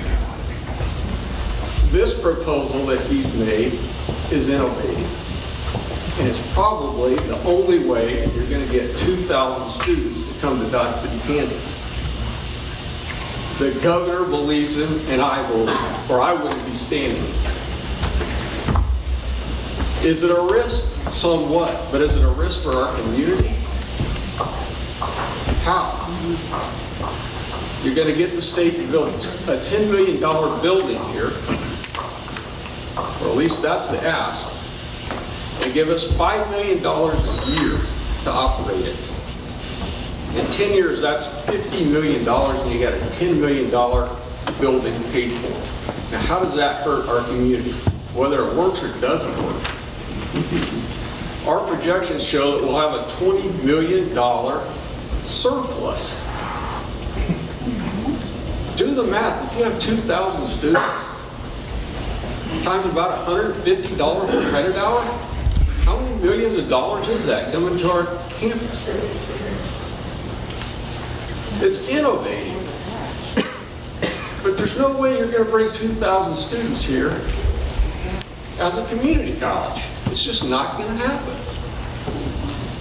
So the question is, are you really ready to give that up over some issues that we can all work through? Too many ifs. Okay, let's address the ifs. Ifs and when. What happens if 2,000 people don't come here? What are we at? What are we at? Do we have them now? We're out of a whole merger and a Cooper structure. Where's our structure? Where's our infrastructure? We're out 2,000 people. It's great. I'm completely for having more people here. But the big question is, if what? If we have all these promises and nobody backs those promises, what happens to those people? If I say I'm going to have 18 people here on campus in a uniform, and that doesn't happen, I get fired. But what happens to those businesses that say, we will have 2,000 people? It's too big of an if for people that have a low income to support their families. There's not one thing that has changed. We haven't changed one athletic program. We haven't changed one thing. Yes. It's coming. You're going to have to. How do you know? Because... How do you know that we're going to get 2,000 people? Look, I don't.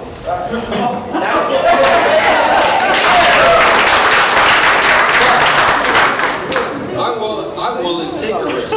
I'm willing to say, if he can get 3,600 students in China, if he can get all those kids online, I think he can do it. When he says he can do it,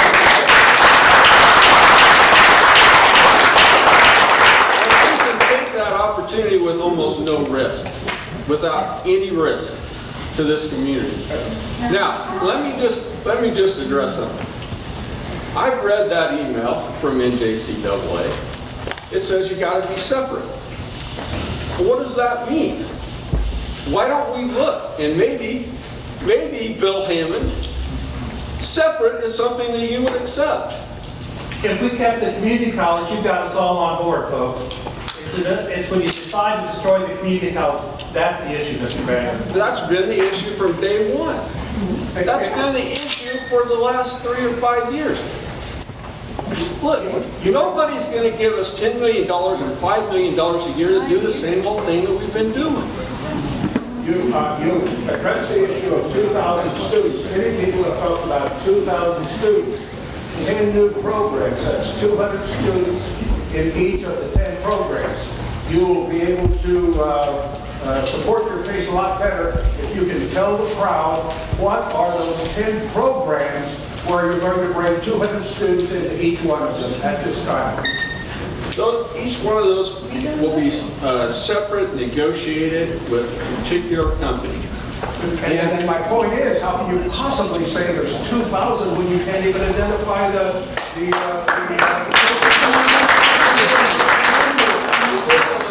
Going to give us $5 million a year, $10 million to build a building. We can't back that up. We got to pass this bill in order to know what's in it, I guess. Well, I tell you what you got to do is you got to at least get the money. We're getting so far in the weeds on this thing. We're asking for, in a decade, for $50 million. That's a huge ask. And for this community to say, don't want that. You know, if we don't want progress, yeah, you know, you'd have to kill the deal, Bill. You know? So all we're trying to do is something good for this community.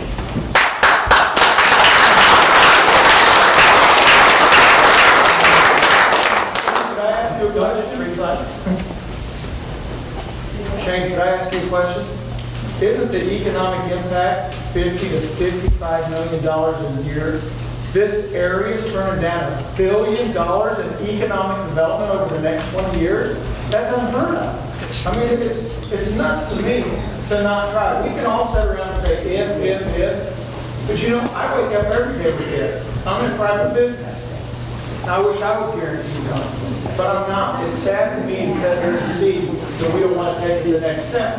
Don't we have a speaking order here? Well, you guys were shooting out of the crowd. Like, man, not do that.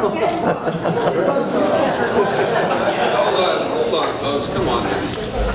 We're just all trying to do what's best for this community, for higher education in Southwest Kansas. We can talk this through without getting emotional. We can reason it out, and we can do something that makes sense for all of us. Let me just address the funding issue. We've got a huge ask, and people are, you know, that's a huge ask for each one of our 6 region institutions. It's a long ways from past.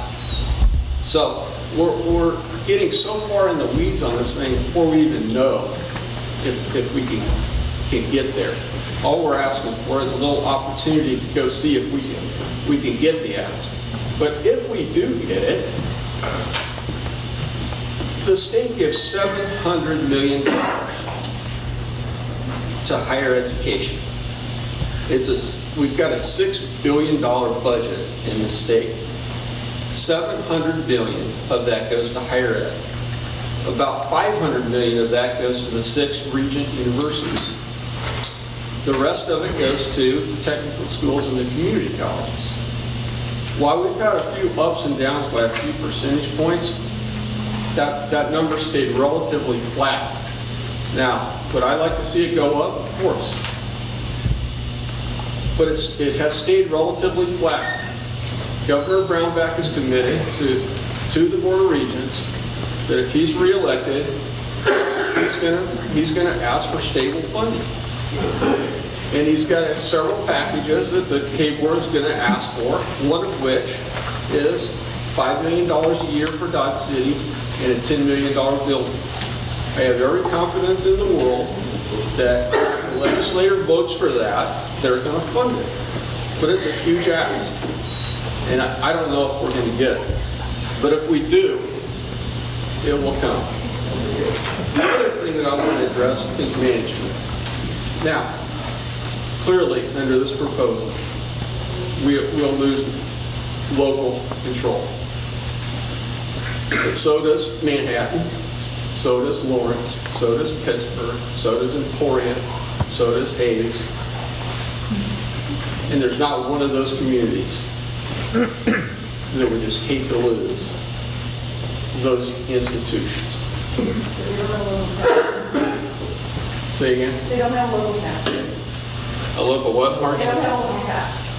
So Some do. the only local tax going to a university is Wichita, right? Yes. So it's different to lose local control and keep that. So those examples aren't good enough. Well, my point is, Marge, look at the management that goes into each one of those 6 regent universities. And tell me if that wouldn't fit in Dodge City. And when you look at what goes on in each one of those campuses, who do you look towards? It's that president. Just like right now, we look to our president. 99% of the decisions are made by that president. So if you've got a good president here running this campus, you have a board of trustees that's looking after the 10 million in local tax revenue, they're going to have a lot of say and a lot of input into what that president does and who that president's going to be. And I would say just as much as they do now. But Dr. Martins clearly said we won't have a president. She'll be the only president. So I don't understand. Well, president, dean, whatever, whoever can be running I want to this. be clear on that. She's clearly, am I wrong? She's clearly said we won't have a local president. Well, you're not going to have 2 presidents. Right. But you're going to have somebody running this Who's campus. going to help us coordinate decisions? Who's going to be the local leader? Or is it? Shit, I'm not arguing with you. It's a great issue. I'm curious. College versus business community. This needs to be something that we're all excited about. And I'm afraid what we've done is we created a lose-lose situation here. And this community college is not going to be the same regardless of this vote tonight. And a no vote is a lose vote. And I mean that from the bottom of my heart. You're in a situation where you fight this, the community college loses. If you proceed, you work to find solutions. You might at the end of the day say, it's not what we want to do. But if you just come out tonight and you say, we're done, we're not going to talk anymore, I fear for what will happen to this community college because we're so divided.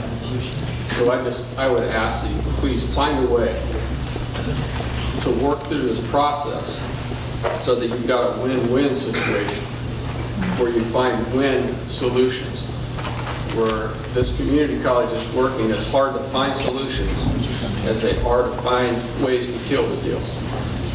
And if you will do that, it still may be, at the end of the day, you decide this is not what you're going to do. But if you end it today, it's a lose for this community college, and I just hate to see that.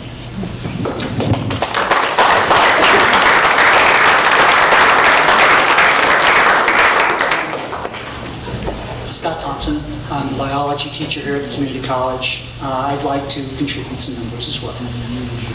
Shane keeps talking about 2,000. Shane keeps talking about 2,000 students coming in. Well, Oklahoma, Okmulgee, I'm trying to. Maybe I'm not. Here we go. Oklahoma State, Okmulgee at IT, has 1,967 students. They have a population base of 3.1 million. We have a population base of 200,000 within a 100-mile radius. That's 15 times larger. We have a population within 200 miles of 3 million, and they have a population of over 15 million. That's 5 times larger. I would say, because these numbers are just drawn out of nowhere, that you would be more likely to get 300 to 500 students than you are 2,000 students based upon those numbers. And if you build the infrastructure and they don't come, and we don't have the money for the dorms, we're going to raise taxes quite a bit, or we're going to close down. That's not going to work. The numbers that I've seen for the college, for the four-year school, are 6,200. I looked on the site and saw the docking study from the Docking Institute from Fort Hays, and they were talking about numbers, and the only majors that seemed to have many people were nursing, which we do not have the clinical school, teaching perhaps, and business. You're not going to get 500 from that. And Tim's right, you're not going to be able to recruit for two majors for a four-year school. It's not going to happen. I would also contend that $10 million is not enough for a 10-program building with multiple facets within every program. I mean, it costs more to build our buildings over here than $10 million. So where are you going to come up with the money for that shortfall? And finally, we were $21 million short in collecting revenue again last month. This is a continual problem that we're seeing. We have to start beating the numbers because we know, like was it 2016 or 2017, we're going to run out of money.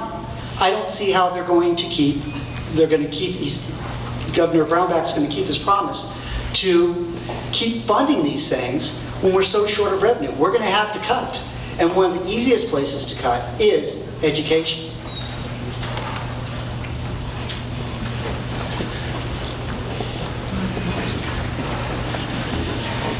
Trying to laugh again. Thought it was easier than shouting. Okay, so a few things. Shane Bangeter assured us that Ed Hammond says this thing is going to be awesome and we're going to have thousands of students. The thing about Ed Hammond is he's an intelligent fellow, highly charismatic, but I have a copy of his contract gained through an open records request, and for 11 months he's going to be paid $250,000 to convince us that this is a good deal. And honestly, if you paid me $250,000 to convince you of something, I will do my level best to convince you of whatever that thing is.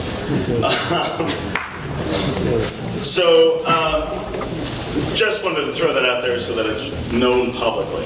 Also, this is a Dodge City Daily Globe.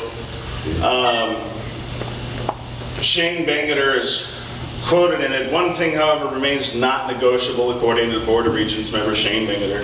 The campus would have," referring to this campus, "would have to cede local control of academics and administration." That's in print. That's easy to find. It's guaranteed that we will cede all local control. We're still going to be taxed, however. And so there's a phrase for that. It's taxation without representation.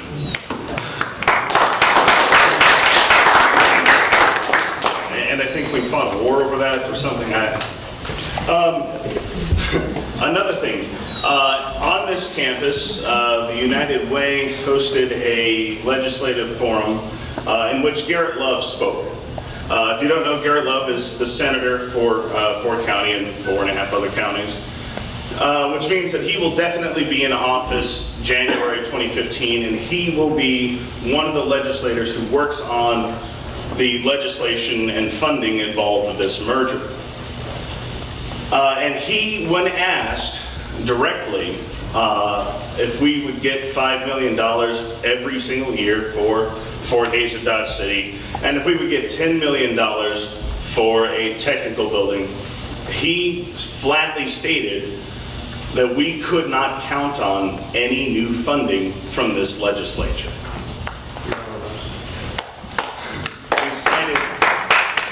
He cited that there is budget shortfalls. We do know that this month, September, there was a $20 million budget shortfall. Makes it very difficult for any state legislator to say, yes, we can give you extra funding, Dodge City. Moreover, when you consider what we're up against, we have 3 representatives in Fort County, the 115th, 117th, and 119th district. And we have 1 senator, bringing our total to 4 in the legislature. And those 4 people have to convince the 20 or so from Johnson County, that this particular town, this particular county needs specific extra funding. And I think that's a pretty tough sell, especially in the current climate. And the last thing I want to say, we've heard from a legislator who will definitely be in the 2015 session that he can't guarantee funding for us. But as many of you know, there's an election in 28 days, and Shane Bingener said Governor Brownback is on board with this, but in 28 days, Governor Brownback may not actually win this election, and he's currently behind in the polls.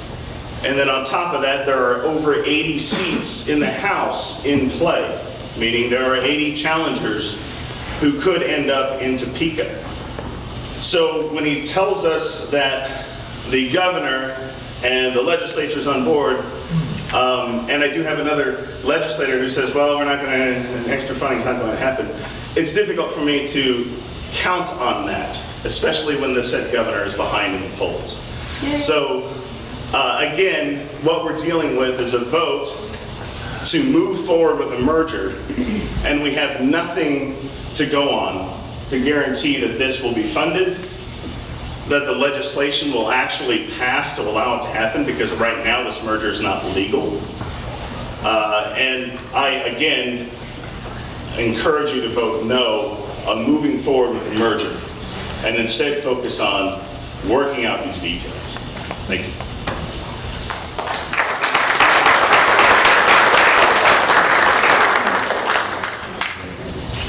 I hope I'm last. Probably. Just one thing. If anybody here has not read the feasibility study, it is available, and I think it's worth taking a look at. Because we were told that this is what this process was based on. Because KBOR has a requirement before there's an affiliation of schools and all these different things, they say there should be an independent, third-party verifiable feasibility study. And, you know, I think that probably makes sense. This feasibility study for the proposed Fort Hays State University satellite campus in Dodge City was done by the Docking Institute of Public Affairs, prepared for this, and basically the Docking Institute is part of Fort Hays State University. The other two things that are interesting in this study, it's not talking about online classes that are the things that seem to be referred to in the white paper and the other proposals. It's talking about face-to-face instruction, which now they're saying only if there's demand. And I don't know how you create demand unless you offer classes for a period of time to create the demand, and that's another whole thing. But it never mentions anything about technical facilities in the study. I'm just saying, before you go out and say, hey, this is a great idea, read the feasibility study and then make your decision on that. So that's my only point. Thank you so much for your consideration, sir.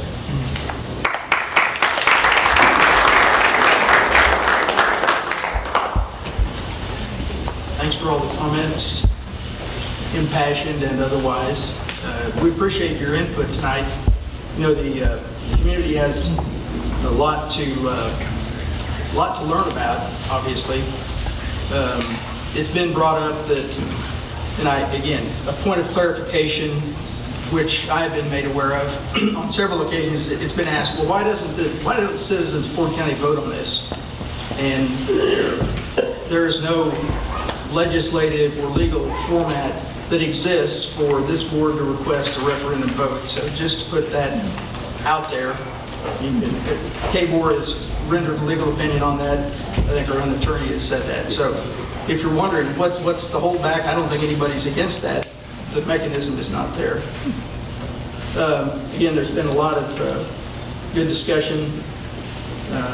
There is a motion on the table at this time, and it can be amended, changed, voted on as is. So what is your pleasure at this time? Well, Mr. Chairman, as author of the motion and it came to avoid stalemate on the board, I would like to amend the motion to say that the Dodge City Community College Board of Trustees order the mergers process to proceed with Fort Hays State University and direct the Dodge City Athletic Director to work cooperatively with the Fort Hays athletic director to determine athletic options that are available for trustees to consider,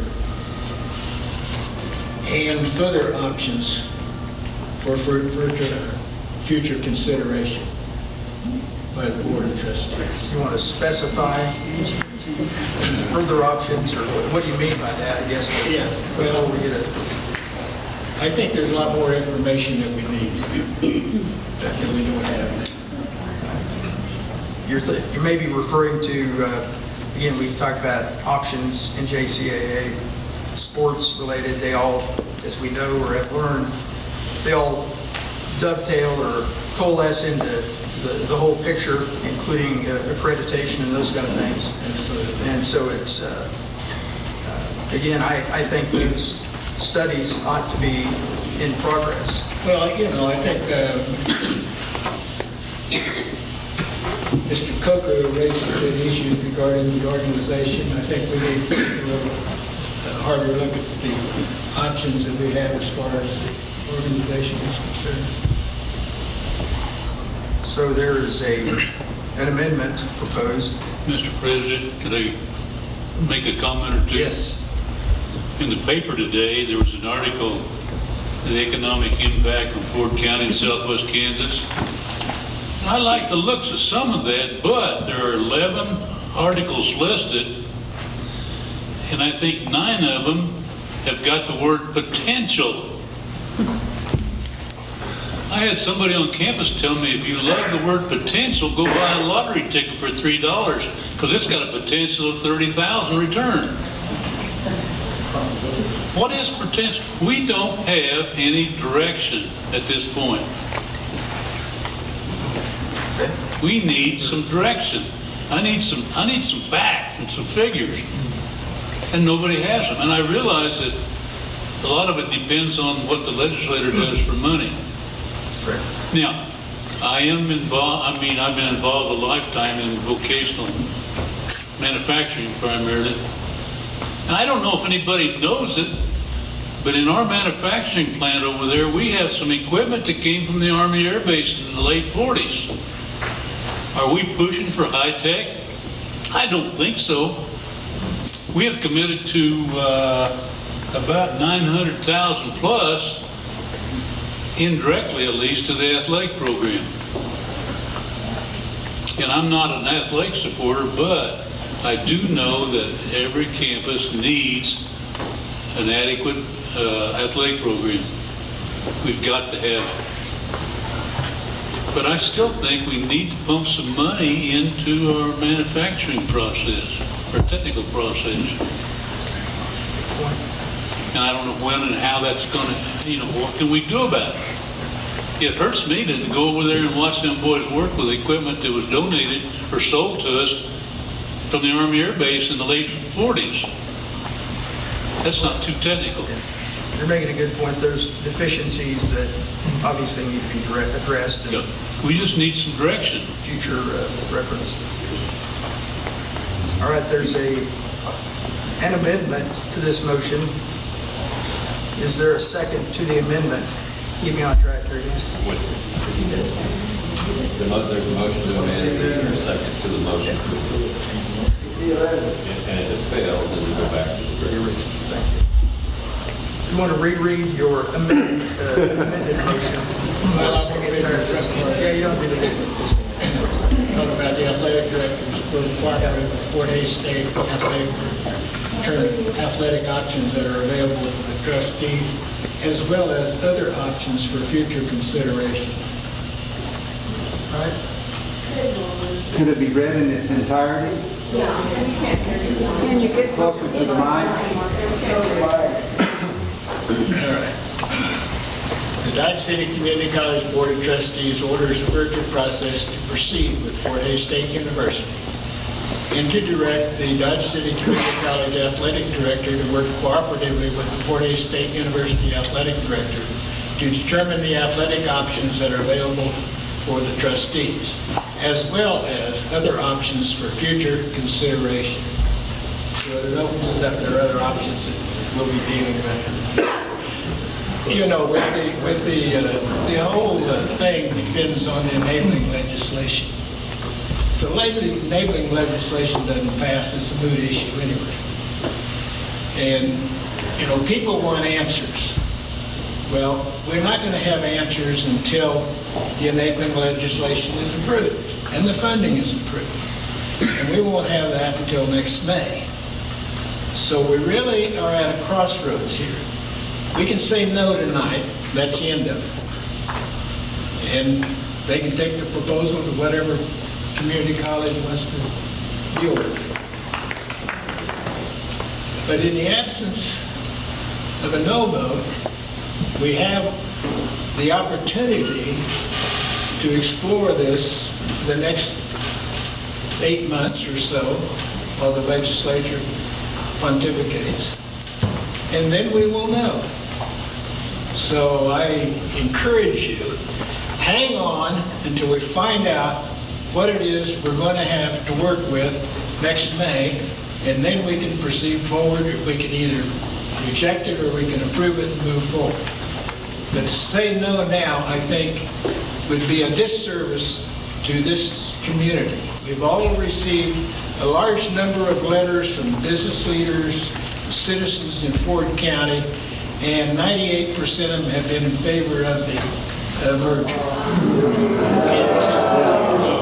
And to deny this opportunity to Ford County, I think we would be making a real disservice to the taxpayers and the citizens and the students of this community. Mr. Chairman, I would like to make a comment because we've addressed the emails and letters that we've had. May I ask a question? Is this appropriate, or are we talking about? Yes, this is appropriate because it's what we've been hearing from the community.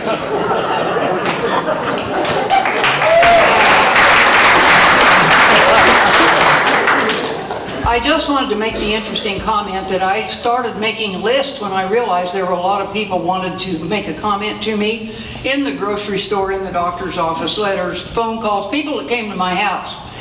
I started making a list including all of the emails we just got in the last few days. The people who said, we want this to happen, numbered. I'm not going to give you names. They numbered 33. The people who I have tried to remember number 66, who said, don't do this. But I did not include any college folks in that number. And you remember, this college belongs to the people of Ford County, not just Dodge City. And some of these are from Spearville and Buckland and out in the community, in the county. I thought maybe that was an interesting number for you. Thanks for your time.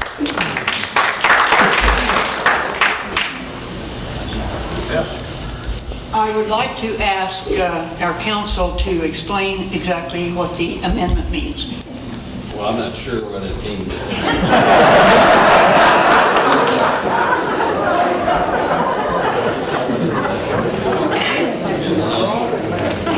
Right now you got a motion to amend. Dr. Reeves has made. It's in need of a second. You want to proceed on the motion to amend. Not a vote on the motion, but you want to amend the motion as he's proposed. Or go back to the original motion. Is there any time for discussion on the amendment? Yeah, right now. Well, you need a second. Yeah. Is there a second to that amendment before we can proceed to discussion? Second. Now we can discuss. Your questions, comments? Well, I just was curious about how that changed the original. It seems to me it broadens it in terms of looking at, we know that one of the big discussions tonight is athletics, and then also broadens up this to look further at things. I think we're already looking at it personally, so maybe Morris ought to speak to it. That's my interpretation of what he's saying, is that it's not going to be limited just to the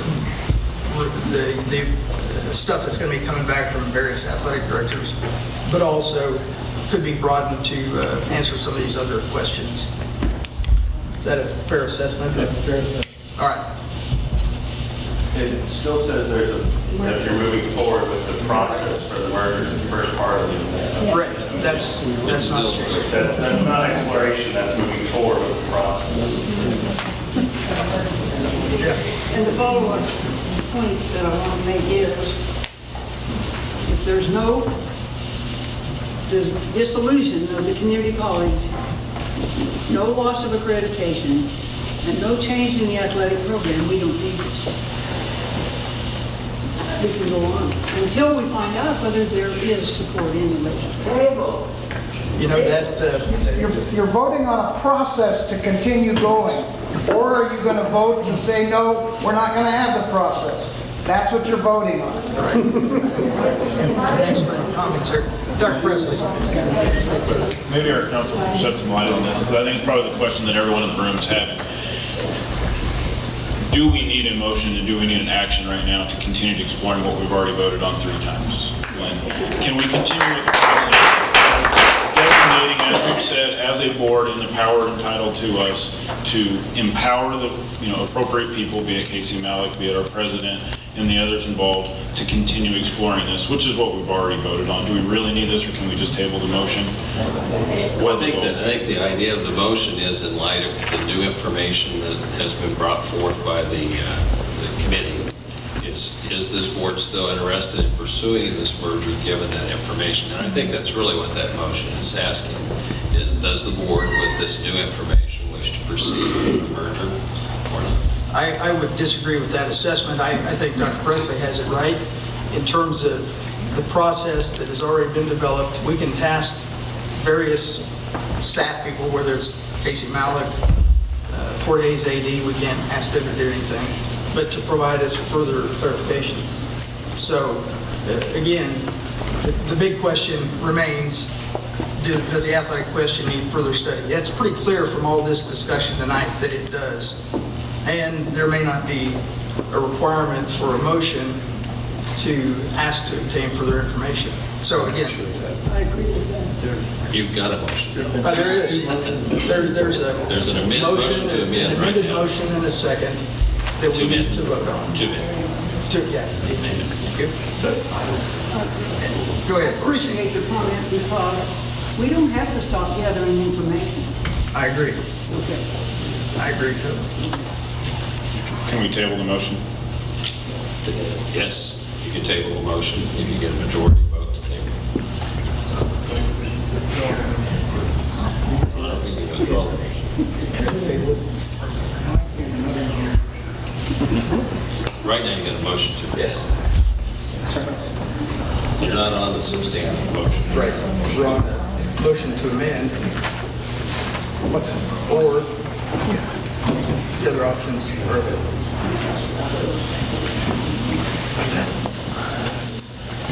Yeah, that's right. So, I would like to move to table the motion. I think, or do I just say we table? Just looking at your procedures that you have, I think you really need, I'm not sure that you table a motion to amend. I think you deal with the motion to amend, which either takes you back to the original motion or the amended motion. And that one is the motion that you can table. Thank you. Thanks, Withdraw the amendment. You can withdraw that. Do we have a professor of rules and order? Well, what's kind of interesting is this board has adopted a separate individual kind of set of rules that stray somewhat from the Robert's rules. Under Robert's rules, they take precedent over all of it except the motion to adjourn. That's right. Yeah, they've modified their rules from Robert's rules.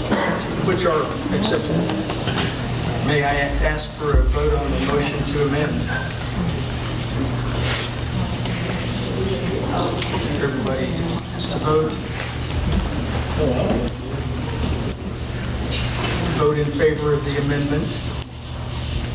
Is there a vote against the amendment? So motion to amend. Motion to amend. Now you're back to the Don, we're back to the original motion, which has been read 3 times, so I don't think there's any need. Yeah. Do what we have to do. And I move to table, there's no motion to table. Motion to table, is there a second? I'll second it. Discussion? All in favor, raise your hand for tabling the motion. Opposed to table the motion? Motion fails. So we are back to, even though you requested no action means we proceed down the process, that's still your vote, for sheet, just to make sure. I requested no action. No. I said our motion, if we decide not to act on that, you didn't think we needed any further guidance. Is that pretty much correct? Okay. So that motion fails. And are there any other motions to come before? Back on the regular motion. The motion to table. The motion to table failed. On the table. The motion still stands. The original motion, which, and Dr. Lance has read 3 times. Thanks for keeping us on track. We're all learning about the parliamentary process. So, is there an option for further discussion? I think it's been well discussed. And it's just ready to vote. Before that vote, the failure of this motion implies that pretty much nothing. That's what we proceed to gather information, which everybody's in favor of, I believe. That's the only way you make good decisions. So it's taken us a while to get here, but there being no further comments, I'd like to ask for a vote. All in favor of the motion, raise your hand. And 3 opposed to the motion. 3, the motion fails. Thank you. There's no further action items or information to come before this board tonight. So we're going to adjourn. Thanks for your attendance.